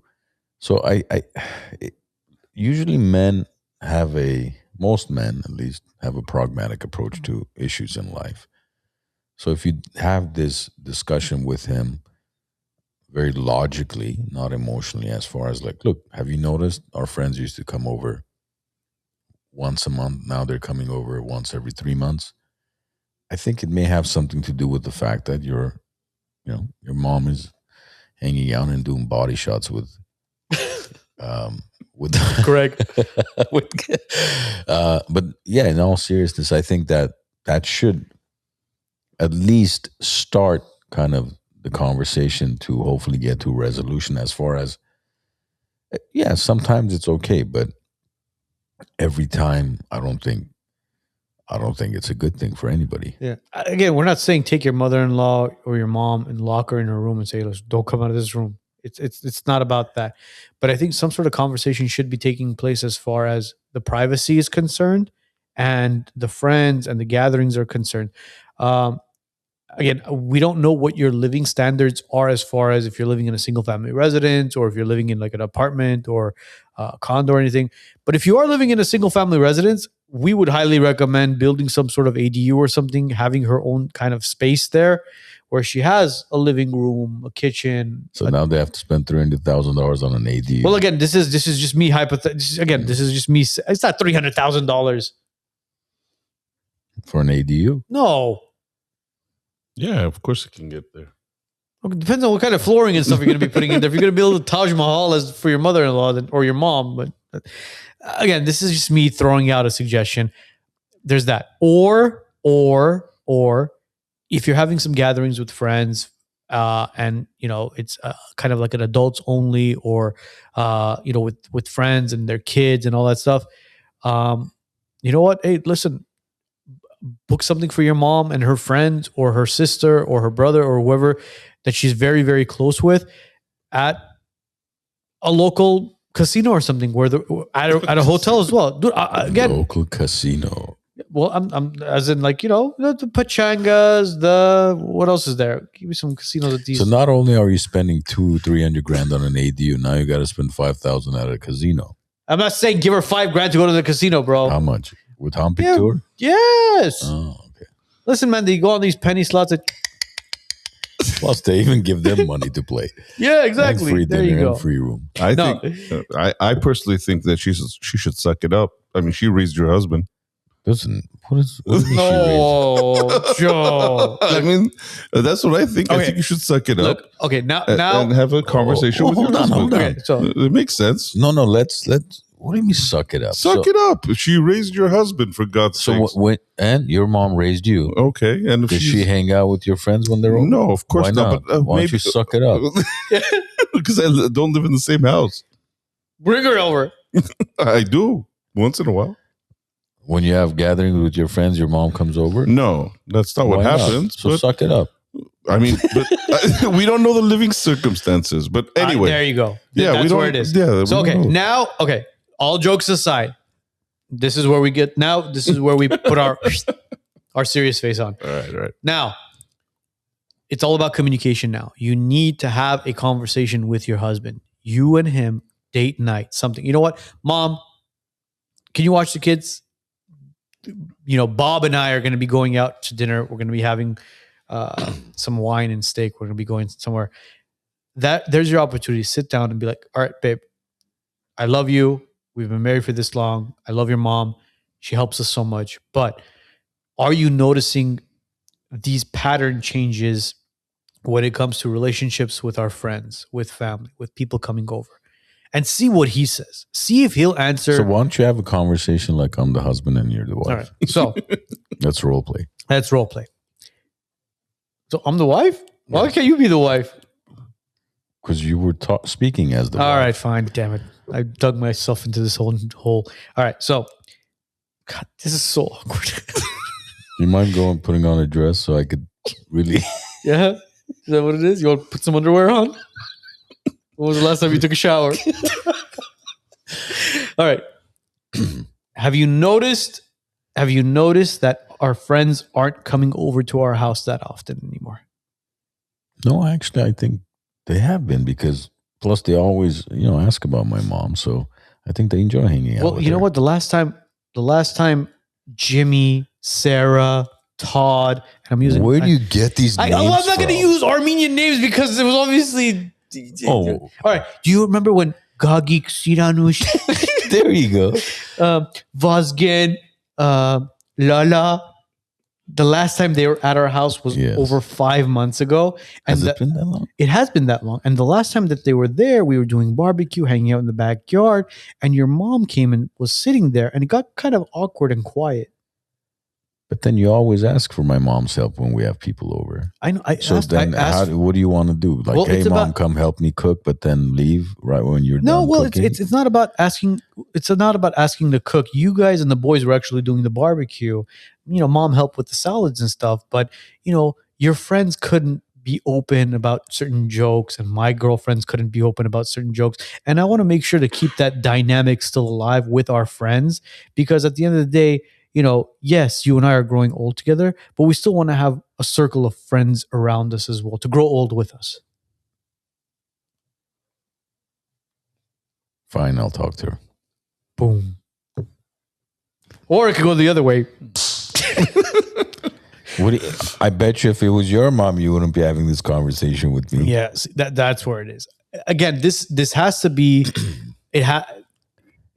There has to be communication. Yeah, and open dialogue. Have a conversation. Mind you, we would love to get people's perspective as well. Anybody who's in the comments right now, give us your suggestion. Even if it's going to be a freaking paragraph long, write it.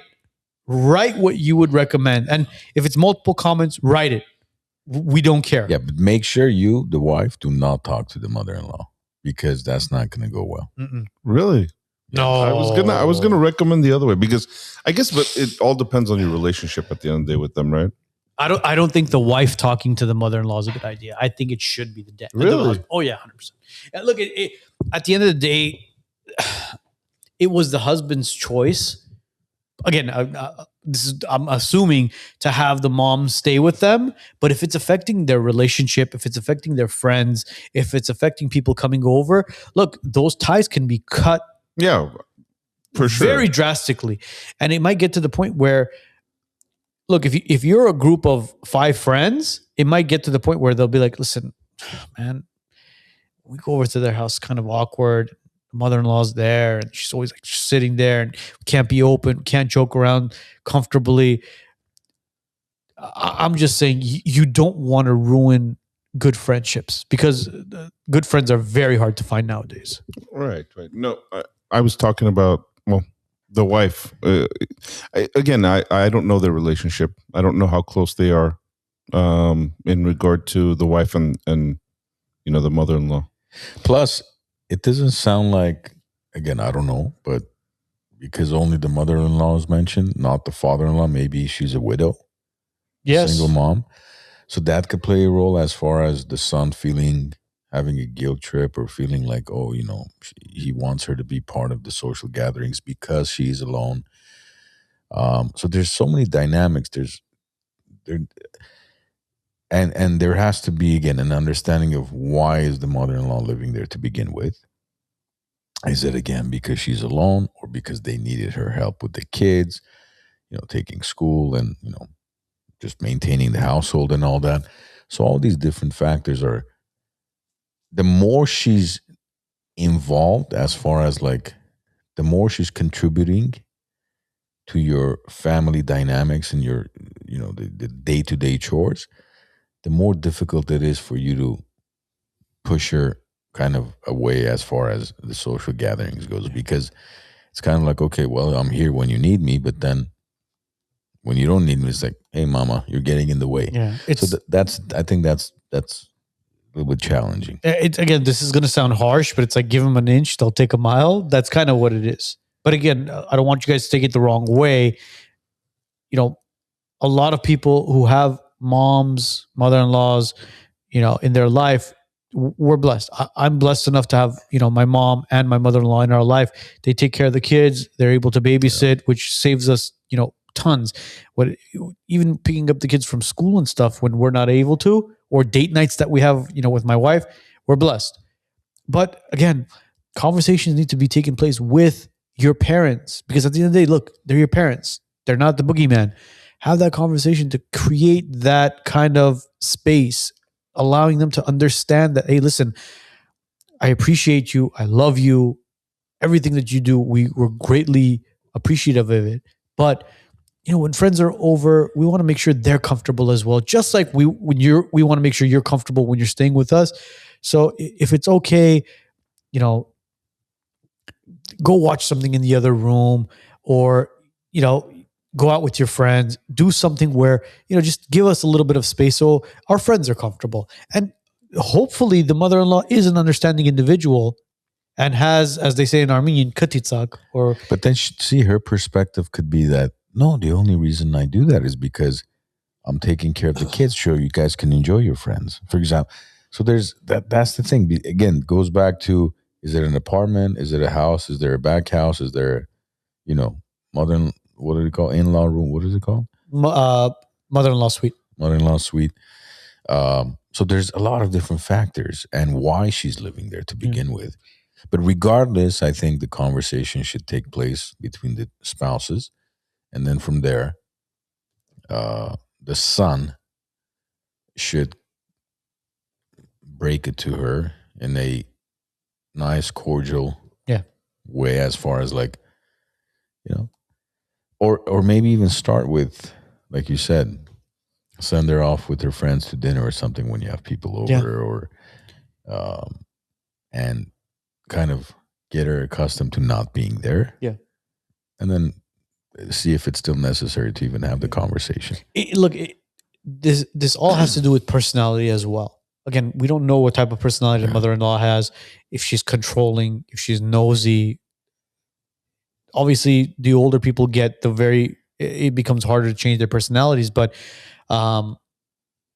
we hope that you do have open dialogue, open conversation with your husband, and then your husband is open to having that conversation with his mom and kind of get her to understand that, listen, allow us to at least continue to have this relationship with our friends. Because again, you don't want to put moms in a guilt trip as well, because at the end of the day, then they turn around, they go, well, you don't love me anymore. And you just don't want that. That's one of the last things you want. And then they turn around, they go, well, I'll just leave, and you just want me to die, and I'll go live by myself. No. It has to be kind of like, look, we love you, we appreciate everything you do, but when it comes time to doing X, Y, Z, I'll take care of you for this. Go out with your friends, or give us the space, and hopefully it'll work out the way it's supposed to. Yeah. All right. Let's move on next. That's one. This one's a juicy one. You guys want to go to the cheating one? Oh yeah. Yeah. This one was crazy. I have it. All right. Is that it? Right here. Oh, there it is. Oh, this one was brutal. This one was brutal. My brother-in-law cheated on my sister, and now he's always talking about it when we're just hanging out with the guys. Like he thinks it's funny or something. I don't know if I should say something or just keep quiet, but it really bugs me. So let's just clarify, because brother-in-law in English has 18 different meanings, relations. So what it is basically, I have a sister, and we're hanging out, and my sister's husband is sitting down with me and my friends and talking about and bragging about how he's cheating on my sister, right? Or he said cheated.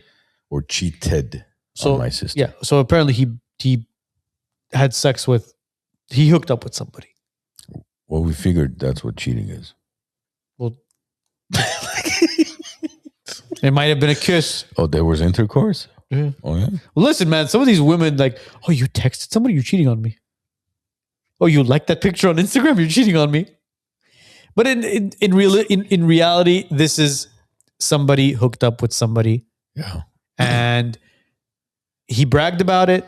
The brother-in-law is there. Apparently, from my understanding now, is they're close in age to the point where they're hanging out with the guys. So there's not much of a big age gap, or there's mutual friends involved where they're all connected to each other, that they hang out.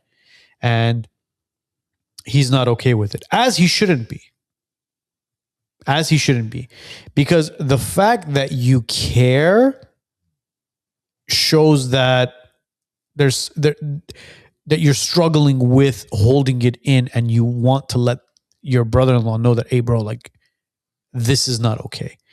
We don't know if he's a religious individual. We don't know if he's married and he's more committed to his wife, and he's trying to show that, hey, listen, if I could be committed to my wife, you should be able to be committed to my sister. Well, but see, that's the thing. Again, everything you have to, there's more to the story than just a paragraph, right? Because, for example, because I brought up, let's say, my situation, not my situation, but I used myself as an example. But if maybe when I'm sitting down with my brother-in-law, my pesa,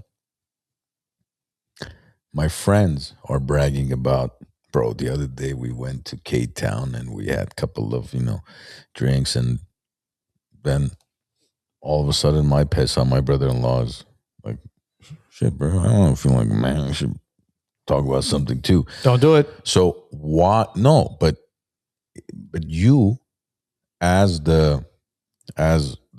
his wife's brother, also have a responsibility.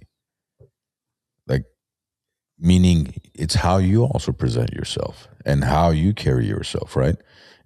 Just because you're the brother of his wife doesn't mean you or your friends can discuss anything they want. All right. We don't know what the relationship status of the brother is, not the brother-in-law, Right. the brother. Right. If he's single and, again, he wants to go out and about, do whatever he wants to do, by all means, you know what? You do you. Go do whatever you want. But if your brother-in-law is married to your sister and he's trying to fit in and brag about him hooking up with some chick, that's not okay. Again, it's infidelity, bro. One of the things I would say is, listen, this would be my number one concern is, if you go out there and you sleep with somebody else and you come and sleep with my sister and give her something, you're not going to see your next sunrise. Oh, 100%. Right? So the conversation could even be in that tone where it's like, you have a health and safety concern. If the guy still doesn't understand it, because you're not going to be, I'm going to tell my sister if you don't, like, can't be that type of conversation. No. It has to be more so about, this is my concern. But again, if you're doing it yourself or if your friends are bragging about it, then you don't have a ground to stand on, unfortunately, because he thinks those are the values that you represent and you respect, right? Yeah. But if your values are, this is just a absolute no, then you have all the right to sit down with them and say, listen, you came into our family, you're a brother to me, and you're doing this to my sisters and her family. That doesn't sit well. That's it. You're either going to end it or I'm going to force you to tell her. It has to end. There's no way. I'm not going to tell her. You're going to sit. Yeah. I'm going to sit down with you and you're going to tell her. Yeah, because there's zero respect for his wife, zero respect for the family. I mean, you don't just go around sleeping around and then come back home comfortably, kiss your kids goodnight, kiss your wife goodnight, and then lay next to her thinking that, oh, you know what? Everything is fine. No, everything is not fine. What you did was, as our people say, or as Arab people say, haram. It's beyond disgraceful, disrespectful to your wife. What you're doing is disrespectful to your wife. And again, look, we've talked about why men cheat and why women cheat, and you could disagree with us all you want, but I think all three of you will stand by this, or both of you will stand by this as well. There's no emotion when men cheat. There's absolutely no emotion. When men go out and cheat, they cheat to just get it over with, get it done with. You know what? I did it. I'm done. On to the next one. It's like unfortunately, it sounds like a belt buckle. Whereas with women, there has to be some sort of emotional attachment. A woman will not cheat just to get off. Do you guys agree or not? Well, you think women will cheat just to get? No. I agree, but I think each circumstance is different. No. You could, But- bro. but- you could statistically look it up. Men do not cheat emotionally. There is no emotion. No. I attached. agree with you on that. That I agree with. It's the woman's side that I'm unsure of because I'm not a woman, so I don't know. Like, what would be worse? A husband walking in on her, on his wife cheating, or a wife walking in on the husband That cheating? would destroy the man completely. It would destroy a man. I'm just saying. But see, still, I think it again goes back to the dynamics of their relationship, the two brother-in-laws. What is their relationship? Because I've seen a lot of, like, I may have shared the story with you guys. I remember years ago at my dad's barbershop, he had a customer, and it was a father and son customer. One day, my dad comes home like very kind of like a little agitated.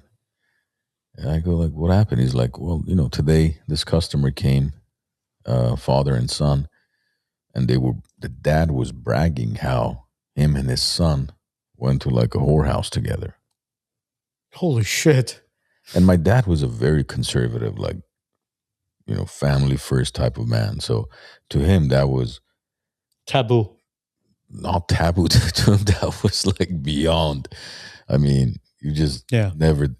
So my point is, you have to understand how their relationship is, what his, like, again, going back to my example would be, what are my friends discussing in front of my pesa? What do I allow to take place in front of my pesa, right? Because I've allowed you into my family. I've given you my sister. Mm-hmm. I have to set the tone as far as what's allowed and what's not allowed around me. I could do a lot of shit, for example, let's say, but am I discussing it? I'm not saying you should be a hypocrite, but once you start openly discussing it, then, you should be also receptive to them discussing it with you. Doesn't matter he's married to you, because you're also married to somebody's sister, right? So you can't be a hypocrite about it. Well, no, I could talk about it, but because you're married to my sister, you can't. This is again, hypothetical. We don't know. So all of that, I think, has to do a lot with, but ultimately, me personally, my breaking point or my thing would be, my sister in the family. You bring a disease into the family, you're done. Yeah. And that's a very likely scenario, unfortunately, especially these days. And I think there should be communication between husband and wife, because look, there has to be a reason why somebody is seeking something outside of the home. Is there nothing going on in the bedroom? Is there nothing going on intimately? Are you guys not attracted to each other anymore? Again, I understand that you're concerned about your brother-in-law, cheating on your sister, but hypothetically speaking, we don't know what the relationship between your brother-in-law and your sister is. Is it, because remember that one story you told us where it was a guy and a husband and wife, where he literally called his wife a birthing person. The only time I have sex with my wife is basically to conceive a child. Other than that, if I want to have sex, I'll go have sex with somebody outside of my marriage. Outside of my marriage. It's like, whoa. That's the type of, so if you're not pleasing your wife, then who is? Amazon driver, FedEx guy, UPS, the termite guy, the gardener, the pool guy. There's a lot of guys. Yeah, AT&T, Uverse, Spectrum. Yeah, so PI 30. Oh, jeez. Chiropractor. Oh man. So again, no pun intended. Yeah, exactly. No. But see, these are kind of conversations that should be taking place as well. It's like, hey, dude, is everything okay with you and my sister? Are you guys okay? Again, it's awkward. It is, but don't go out there and just say, hey, like, are you having sex with my sister as well? No, it's like, hey, is everything cool with you and my sister? Are you guys okay? Like, are you guys having any problems? Is there anything I could do? Do you want me to talk to my sister? I know her best. Is there anything that you need me to talk to her about? Is everything cool? There's that as well. Again, I don't have a sister. You would know this best. I mean, I don't know if you're going to sit down with your sister and say, why aren't you having sex? No, it's not about having sex. It's about, are you and, I'm going to say an Armenian name. Are you and David or David? Are you and David okay? Is everything okay at the home? Are you guys having any problems?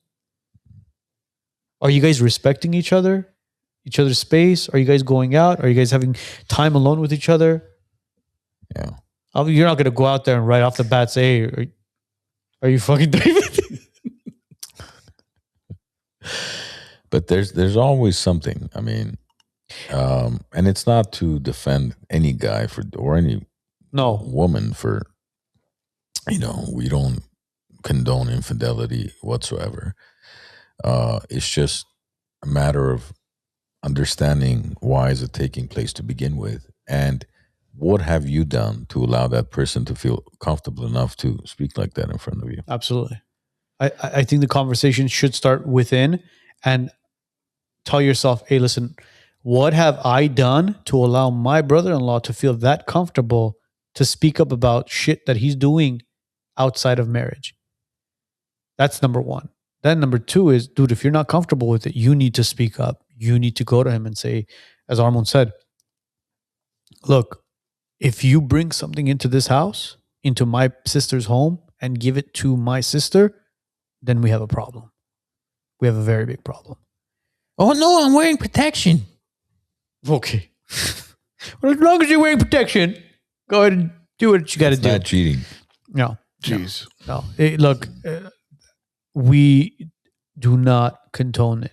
Do not do it. At the end of the day, you have to understand, again, we don't know if there's any kids involved either. Yeah.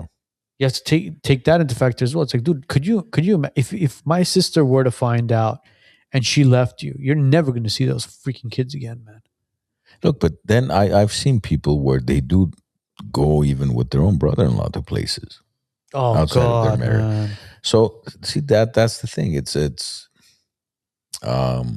would you say it's a cultural thing, or would you say it's more of a morals, principles, values? Well, culture, I'm sure every culture does it. It's not like it's an Armenian thing. It's just, look, unfortunately in our culture, especially back in the Soviet days, right?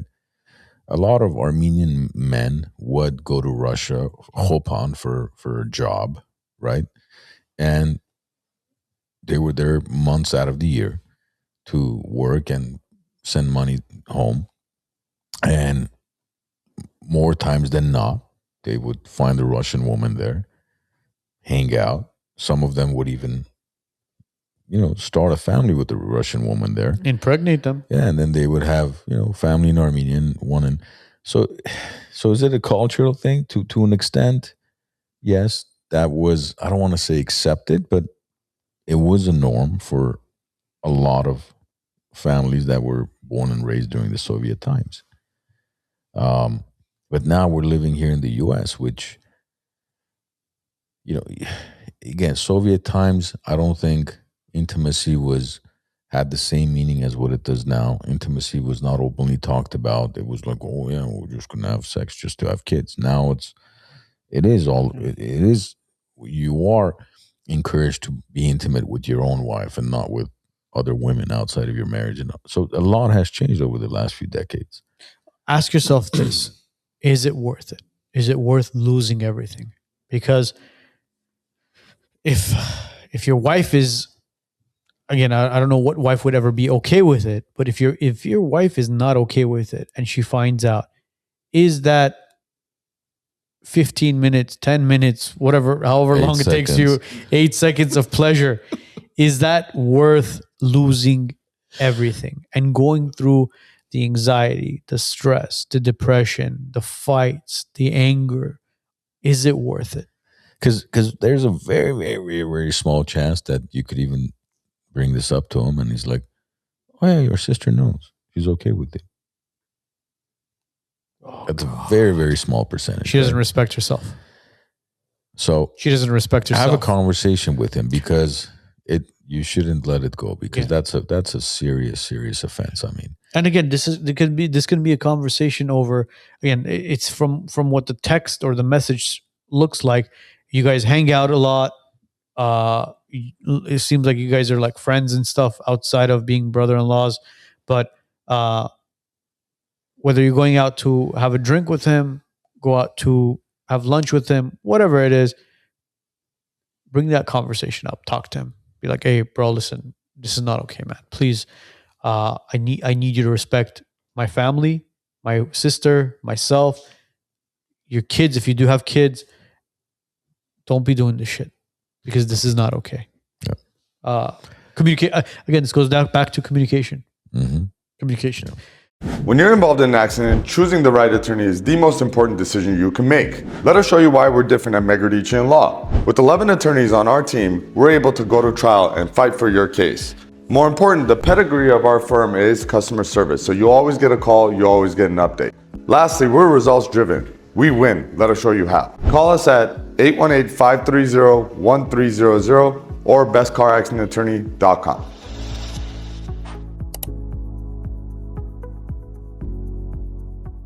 Some doctors treat pain, others help you understand it. Dr. Rene Nicole Goode has dedicated his career to helping people live stronger, healthier, and more aware of their bodies. His approach goes beyond quick fixes. It's about rebuilding movement, discipline, and mindset. A true professional who's changing the way people think about health and recovery. Presented by the Wisenuts Podcast, highlighting leaders who make a difference. Technology should move your business forward, not hold it back. At Titan Elite IT Services and Consulting, we make sure it does. Our clients don't wait days for help. They get real-time answers, fast resolutions, and dedicated support, both on-site and remote. From Los Angeles to Orange and Ventura counties, our coverage is local, statewide, and nationwide. When you need us, we're already on the way.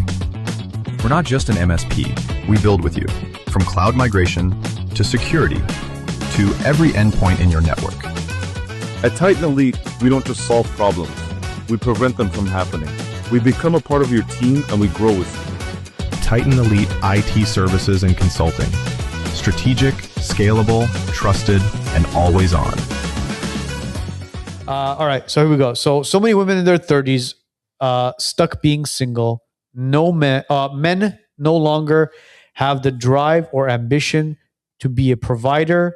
Women have become more ambitious than men, which makes dating pool even smaller.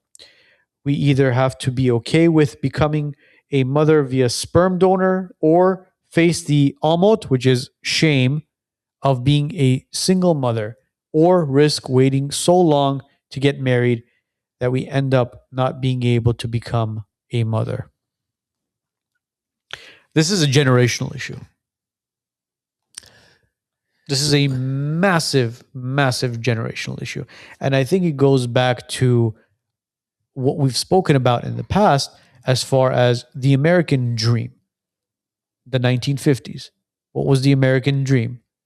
Mom stays home and raises the kids. Dad goes off to work. The cost of living was cheap. Dad would work for 30 years. They'd have the house, pay off the mortgage. He was in his 60s. The kids would get married off. Empty nesters. The home was paid off, and the mom would be the nurturer, to help raise the kids. Dad would be the provider and protector. And what happened in the 1960s and 1970s, mom was taken out of the household. You could no longer live off of a single family income. You needed dual income. The feminist movement took place, and it basically dismantled the family dynamic. And as time has gone on, it's gotten just worse and worse and worse. And now in today's society, especially living in Los Angeles, the cost of living is astronomically high to the point that a dual income is not even enough. You need to bring some sort of outsourced income to be able to survive. You got to start selling your freaking toes off or something. But look, it has a lot to do with how people are raising their kids as well. A lot of the men nowadays are soft, unfortunately. The whole provider and protector has been thrown out the window. This is a very, very deep topic. It could go into a lot of realms, from people seeking easy money, people looking at the lifestyle of what's going on Instagram and believing everything that you see on this. This is bullshit. This is all bullshit. This is equivalent to a movie screen. Just because it's on your phone doesn't mean it's real. Whatever is going on, it doesn't. Whatever is on this can be easily be twisted and turned to make you believe that it's real. The multiple takes, the different camera angles, all these cuts that you see throughout the video shoots. The worst ones are the ones where you see these moms waking up in the middle of the night to, single mom life, or new baby life. She wakes up 1 a.m, 2 a.m, baby's crying. Oh, she feeds him, changes the diaper, puts him back in the crib, lays down, sleeps. 2 hours later, the alarm hits. So she's waking up again. That camera was put there intentionally. You need to understand that's fake. It's not real. Tell us how you really feel, Arno. That's how I feel. That's how you feel. That's how I feel. Again, this is a deep topic, bro. It is, but my first suggestion, my first advice to any woman out there, not men so much. I mean, look, even men are having this issue, but especially women, because women have a biological clock. Once you hit your 30s,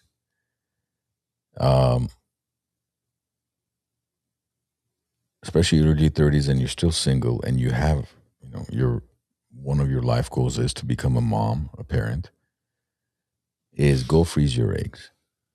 Because worst case scenario is, let's say you meet somebody in your late 30s or whenever, 40 years old, and you want to get married and have a family, and you may be high risk for pregnancy and whatnot.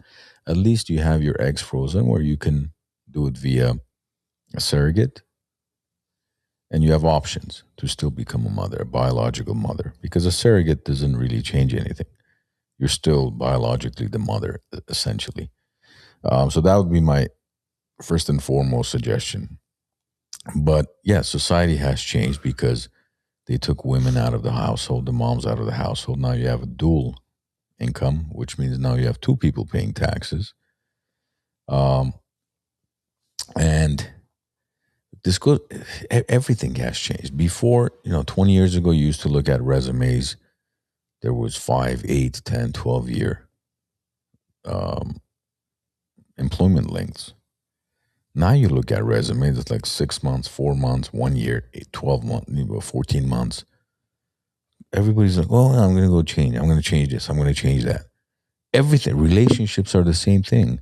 Oh, well, my my girlfriend doesn't make enough money. So lack of commitment. Yeah, my girlfriend doesn't have big enough boobs, or doesn't have big enough lips, or my boyfriend doesn't drive a expensive enough car, doesn't take me to expensive restaurants. There's no substance behind anything anymore. Well, that's what it goes back to. Do you not think it's because of this crap? Of course it is, yeah. So that's where kind of this leads to. But her biggest concern is men no longer have the drive and ambition to provide. So is it men, or is it a generational issue that we have right now? Well, it's a combination of, I think, 3, which is generational. It is men are to blame and women are to blame, because women have, some of the most famous women are who these days? I slept with 1,100 men in 24 hours. That's getting attention. Like, really? Yeah. That's what's getting attention? And then what? She was baptized? Yeah, she was christened as well. Yeah, baptized, christened. So now she reset her. Oh yeah, of course. She's no. She reset her own cycle. It's reformat, Control Alt Delete. Is that what it is? Look, she might have accepted, Christ into her life, and again, God is the type of person where he'll forgive you for your sins. But at the end of the day, what she has put out there online is there forever. Yeah, you might have been forgiven. You might, enter the kingdom of heaven. But what you've put out there, you want to have kids tomorrow. Your kids, all they got to do is just Google your name. Speaking of porn, don't you think that plays a large role as well? Of course it does. On how men... Of course it does. But here's look, man, this is going to sound controversial what I'm saying, but she's talking about 30s, right? Get married young. Get married young. Get married at 25. Get married young at 26. If you're out there looking for a guy in their 30s, a lot of the good men are taken already. They're married. They have kids. They're established. 30s, bro. 30s. But get married at 25, 26, 27. So I think, but you got to figure, okay, where do you meet men or women these days? Look, man. A lot of people are not socializing anymore outside of social media. Look, none of us are in the dating game to understand what people are doing today to go out on dates. Again, I'm not saying go out to a bar and go meet your future wife there, but look, my recommendation would be to get married in your mid-20s. Get married, find somebody, whether it's through a friend, through a party that you go through where there's mutual people involved, and you see somebody, you know what, get to know that person. The problem is that so many of these people are, I get it, you're career driven, but you can be career driven and build a relationship and a family at the same time. I did it.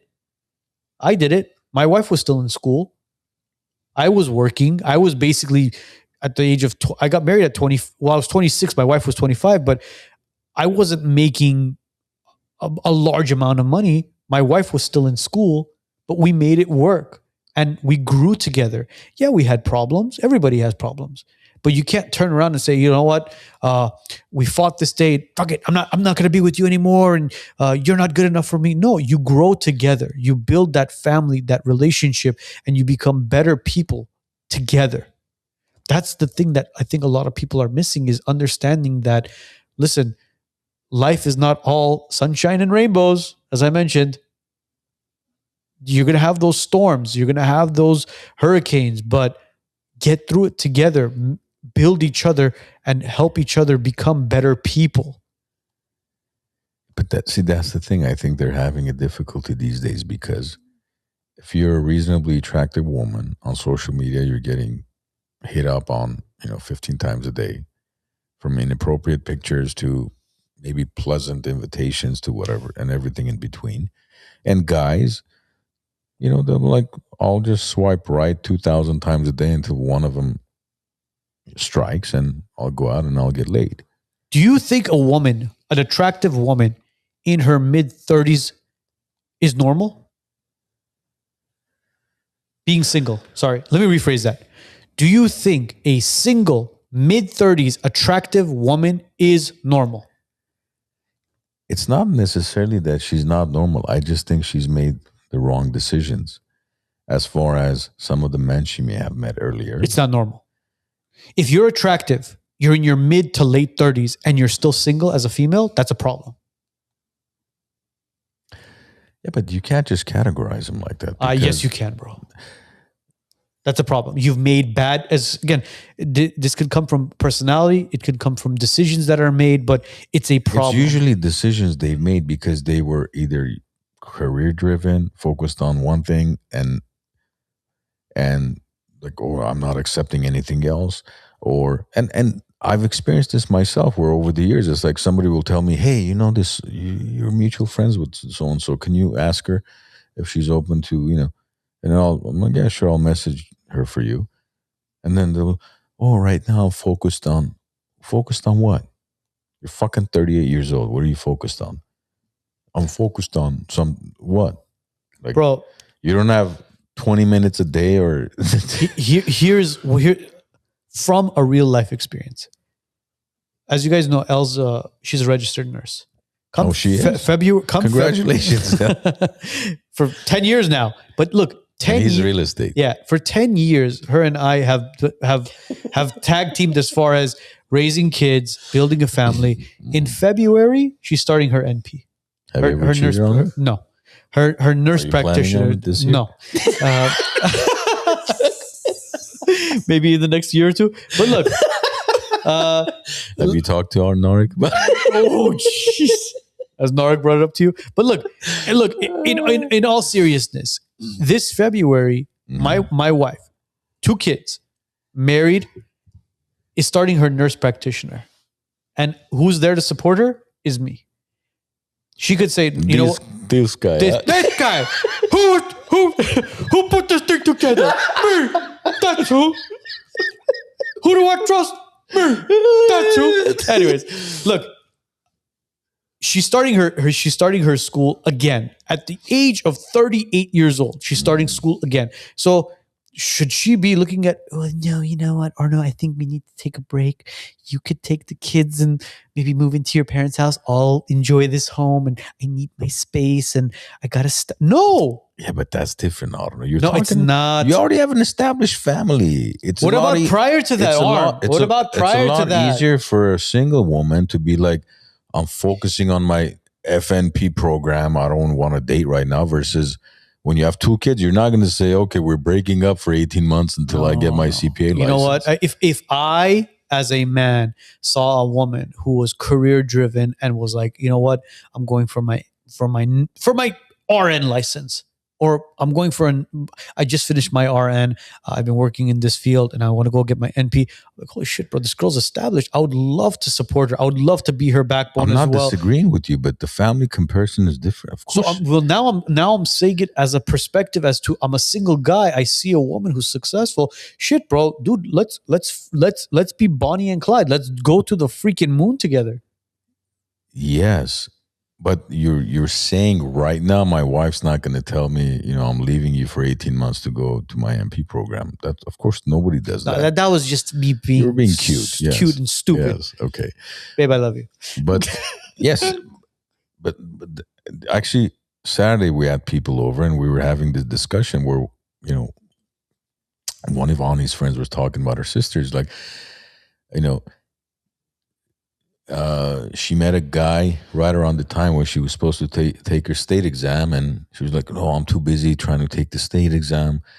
I don't have time to date." And she's like, I pushed her, like, okay, you don't have to spend 18 hours a day with him. That's what I'm saying. Just start talking to him.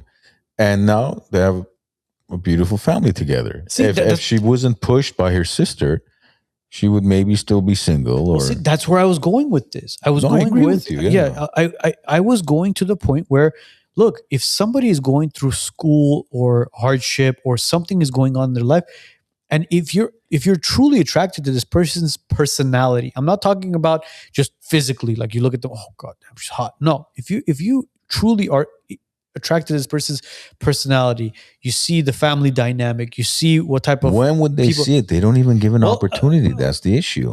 Well, there is no opportunity to see their personality or family dynamics. Well, then at that point, look, I mean, the conversations could even start with, hey, listen, what do you do for? Oh, well, I'm as you said, well, I'm studying for my NCLEX, or I'm studying for my MCATs, or I'm studying for my LSATs, whatever state exam that you're studying for, real estate.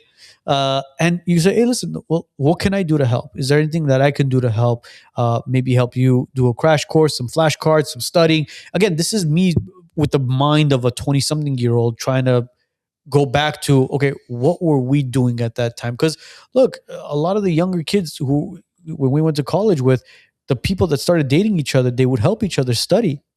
That's where the term came from, right? Do you want to go study? Study. No, I thought it was steady. Study. It's steady. Steady or study? Do you want to go steady? Yeah, steady, not study. Not study. You want to go study. You're going to go study. I don't know. These millennials will fool into. I remember. Hey, you want to go study? Ring by the what was it? Saved by the Bell. Yeah, we're going steady. They would put like a little. Hold on. Even you could put like a little string on their finger. Oh, we're going steady. Like a little ring. Hold on. Okay. Oh yeah, he's gonna trust ChatGPT all of a sudden. Anyway, the way things are going, it's gonna be arranged marriages soon. Anyway, so going back to arranged. They should.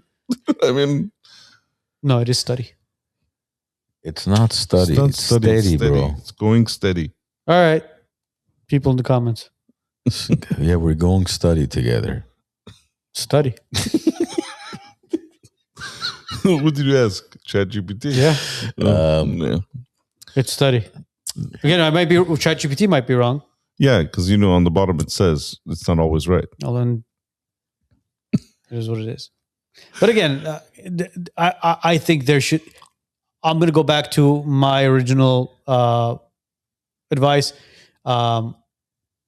Date somebody, respect them, love them, and grow with them. Help back each other up. Young, mid-20s, and be open to it. Just because, don't be so like, oh, I'm just focused on this. No.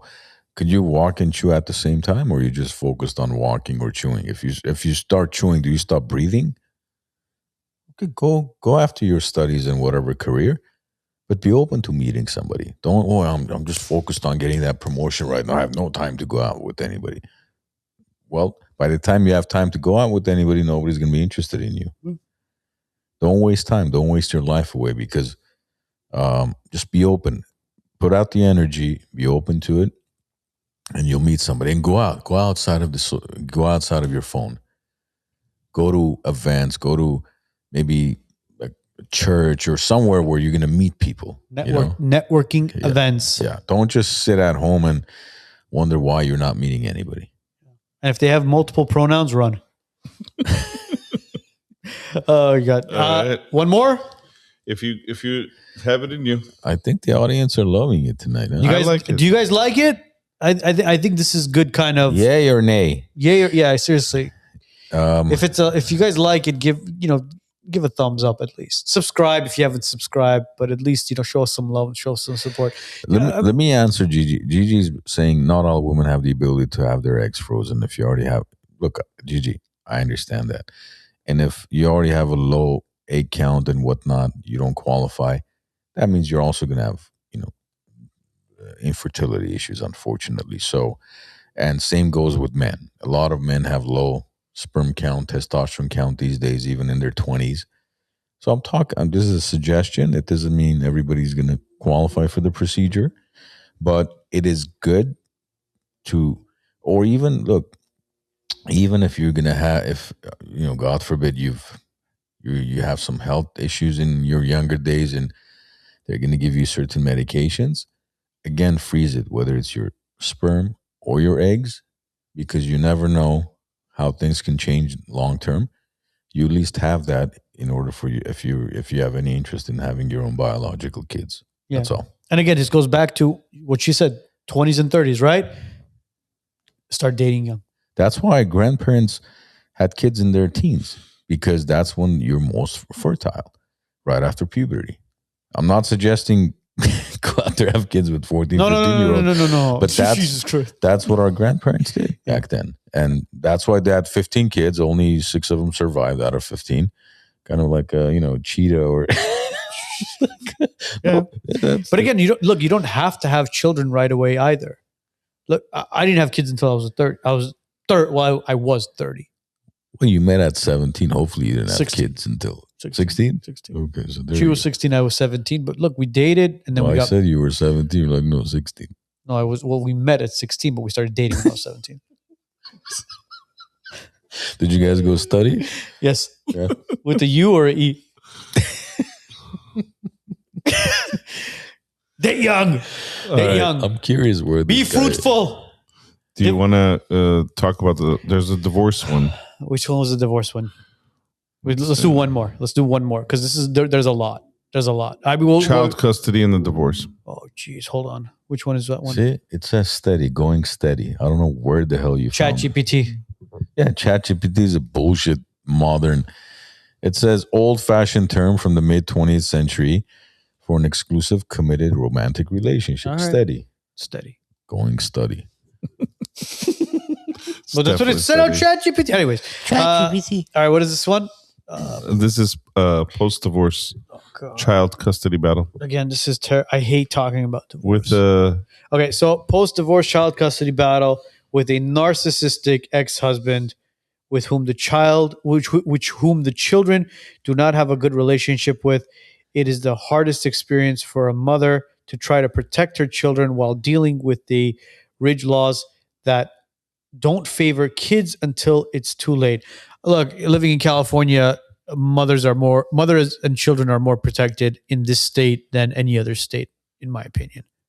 Fathers are not that protected. And I mean, we've seen it with certain guests we've had where he's going through a custody battle, and the mom is trying to transition the son to a female, and he's trying to protect his son, and the courts are saying no, well, you have to be gender affirming and all this stuff. But look, first and foremost, we're sorry that you've gone through a divorce, and your husband is again, I don't know if he's clinically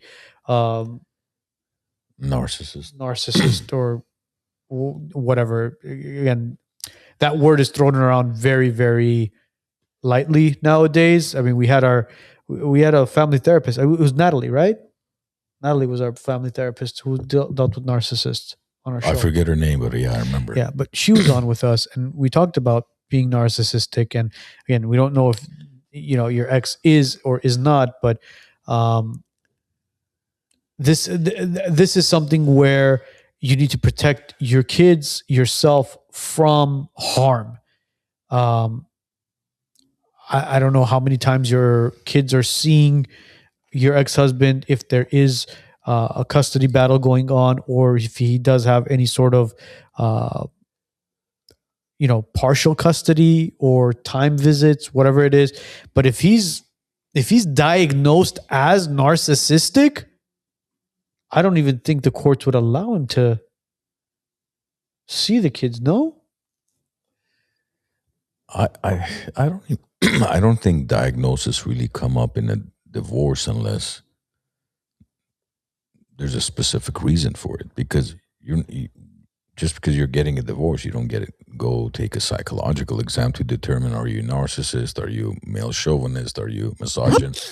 I mean, there's no such thing. Well, being a chauvinist and a misogynist is different than being narcissistic. Doesn't matter. There's no such thing as like, okay, we need you both to take a psychological exam prior to. That doesn't exist. There has to be a reason for you to be able to enforce for your spouse to take some type of psychological exam for the divorce due to custody issues. But I think before all that, you have to understand, again, it's very easy it's difficult to have an input on something where we don't know the full story, but it's very easy to always label the other person as something. Yeah. Because you have to break it down. Well, why are they getting a divorce to begin with? How old are the kids? What are they, boys or girls, or how old, what was their relationship with the father? Why do they not have a good relationship with the father? So there's so many aspects to this prior to being able to say, well, because every child should grow up with both parents, right? Ideally. Mm-hmm. But then no child should grow up with a bad parent. It's better to not have a parent than to have a parent. Like, it's better to have a parent than a bad parent. Yes. So it's better to just, let's say, be raised by a mom than a mom and a bad dad, or vice versa.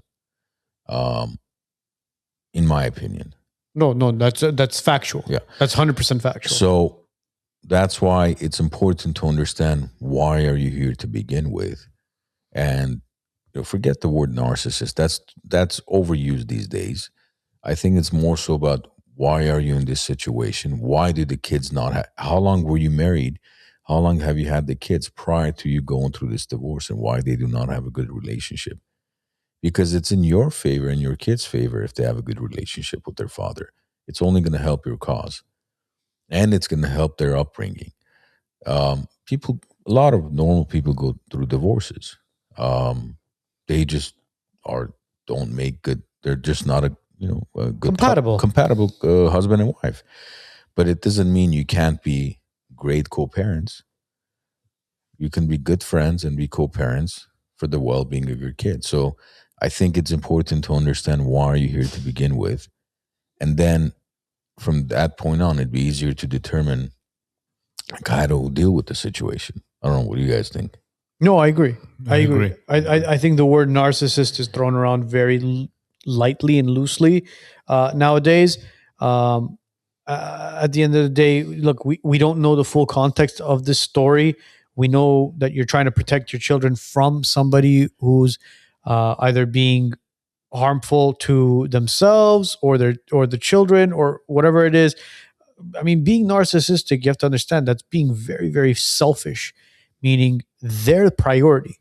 Nobody else is. But even the kids to aren't use the priority. word, like to be at a point where you're like, I need to protect my kids from their own father, that there's a lot to that story than just him being a narcissist, right? Yeah, but again, on somebody who's narcissistic, you have to understand that their priority.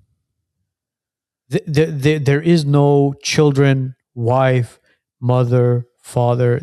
They're the one. They're the center of attention. Which means them wanting more custody of the kids has nothing to do with the kids. It's more of a selfish reason for them to win the battle. But what is the relationship that they have with the children?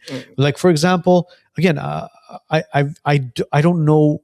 I've never dealt with, and I don't know what it is to have somebody who's narcissistic in your life. But for example, when we had the therapist on with us and she talked about being in a narcissistic relationship, it's all about them. So could you imagine, again, I hope this isn't true, but they go out somewhere to eat and the kids want something, and that's not necessarily true, because I'll tell you why. Because we know who that individual was in a relationship with, and we see what that individual is doing today with, married with 2 kids, right?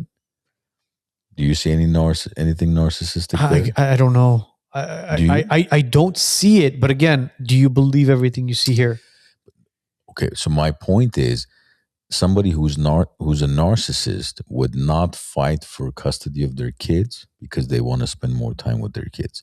They would fight for more custody of their kids because they want to win the battle of the custody battle. Has nothing to do with I want to spend more time with my kids. Again, I hope so. Okay, this is us. What do you mean you hope so? No. Because what I'm trying to go with this is we don't know if this individual is truly a narcissist or not. Again, this is a word that's been, as we mentioned, it's been thrown around very lightly. She could label him as one, but I don't know what it is to have a relationship with somebody like that. None of us have. You've never dealt with a narcissist realtor? No, honestly, or like how's that possible? Look, that I think because I don't think I could compare business to a relationship, because a business transaction at the end of the day is a business transaction. That person is here today, gone tomorrow. Whereas a relationship is concerned. You've never dealt with the narcissist client where you look at 15 homes and the husband is adamant about exactly what he needs to have, doesn't care about what the wife needs to have. You drop them. You drop them. You drop them as a client, not on their head, obviously, but you drop. Look, there's again, I don't want to mix up personal and business because it's apples and oranges. It's 2 completely different things. You could easily walk away from a business transaction, whereas a relationship, if there's certain ties that you have or moments that you have where that person wasn't narcissistic or was loving or was caring, and you kind of want that back, that's a lot harder to let go rather than some Joe Schmo, no pun intended, Joe, none taken, coming off the streets and asking you to help him with some business transaction where you go, you know what, man, my mental health and my sanity is much more important than me dealing with your bullshit right now. I wish, like, some of these scenarios we could have them on the phone to ask another 6 or 7 or dozen more questions just to understand the full context, because there's so many components to this story. It's never just 1, 2, and 3. It's How about we do this? Would you guys be open to calling in privately to our 800 number and bringing up these topics where we can have a back and forth dialogue with you, asking certain questions just to fill in these holes that are missing? Because look, these stories are great. It brings up a lot of conversation and dialogue where we can sit down and we could talk about it. Because look, things like this happen all the time, and conversations like this happen all the time where people can relate to it and they'll be like, you know what? shit, man, I've been going through this as well. Maybe I should talk to somebody about it. But at the end of the day, it all comes back to communication. Would you guys be open to calling in anonymously, private call on the 800 number, and being open to a back and forth conversation where we could ask you certain questions to kind of, as we mentioned, fill in those holes? With the voice changer, maybe? Not even a voice changer, bro. What is the likelihood somebody would even recognize their voices? It's not like you have my voice where it's recognized. Oh, yeah, exactly. Armand calls in. Hey, guys. Hi, I'm calling it because No, it's not Armand. All right. I didn't realize that's how I sound. Sorry. I love you. Anyways, look. You made another sound earlier, an hour or so ago. What was that? That was sound. Oh, the exactly. That's how you made me sound now. Like, all right. I think we have so many more to do, but I think starting with 4 was great. We had some current event topics. We had Wacky Wednesday topics that we talked about. I think all in all today as a home team, it was great. Look, this is what we're going to do on Wacky Wednesdays, or not on Wacky Wednesdays, on home team shows or shows that we have a guest here with us. We'll bring these Wacky Wednesday topics up as well. Yeah, and let us know. Did you guys have fun? Was it, informative, entertaining? How did you like us?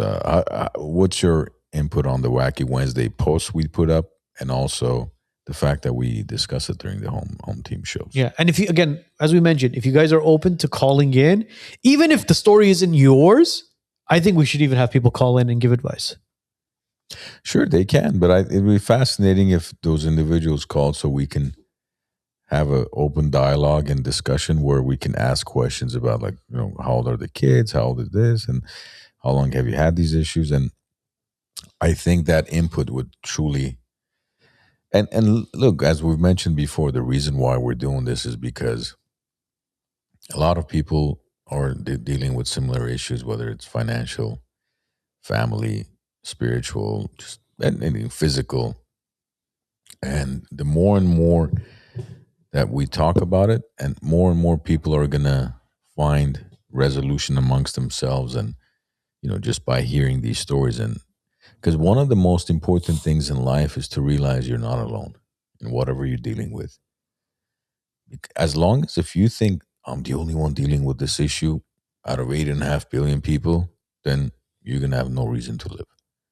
But the moment you realize, no, I'm actually doing better than 8.1 billion people, and maybe worse than 500,000 people or 5 million people, and there's another 2.5 billion people dealing with what I'm dealing, all of a sudden you're gonna be like, you know what, this is part of life.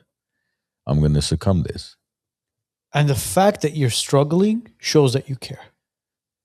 Because if you're not struggling and you're not trying to change, shows that. You know what somebody said the other day on the podcast?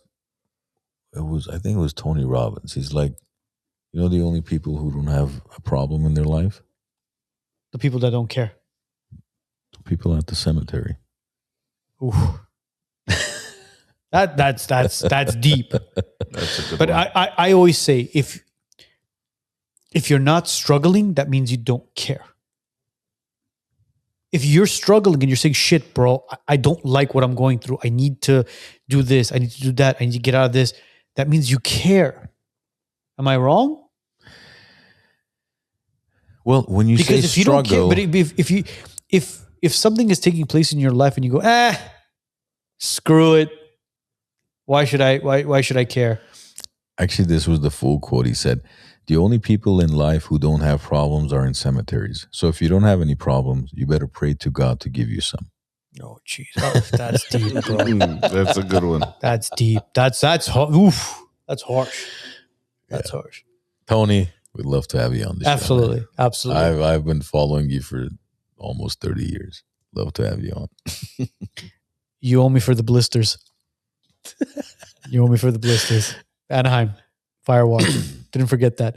Guys, Thank you so much for tuning in with us. Appreciate every single one of you tuning in live. We hope you enjoyed the show. Give us your input. Drop a comment. Drop a like. Share this. We'll have some reels pop up in the next week about today's show. Wisenutspodcast.com. Buy some merch. Support the show. Help us out. Other than that, have a great week. Have a great weekend. Follow us on Instagram. Wacky Wednesdays will be up this Wednesday. See you guys all next week.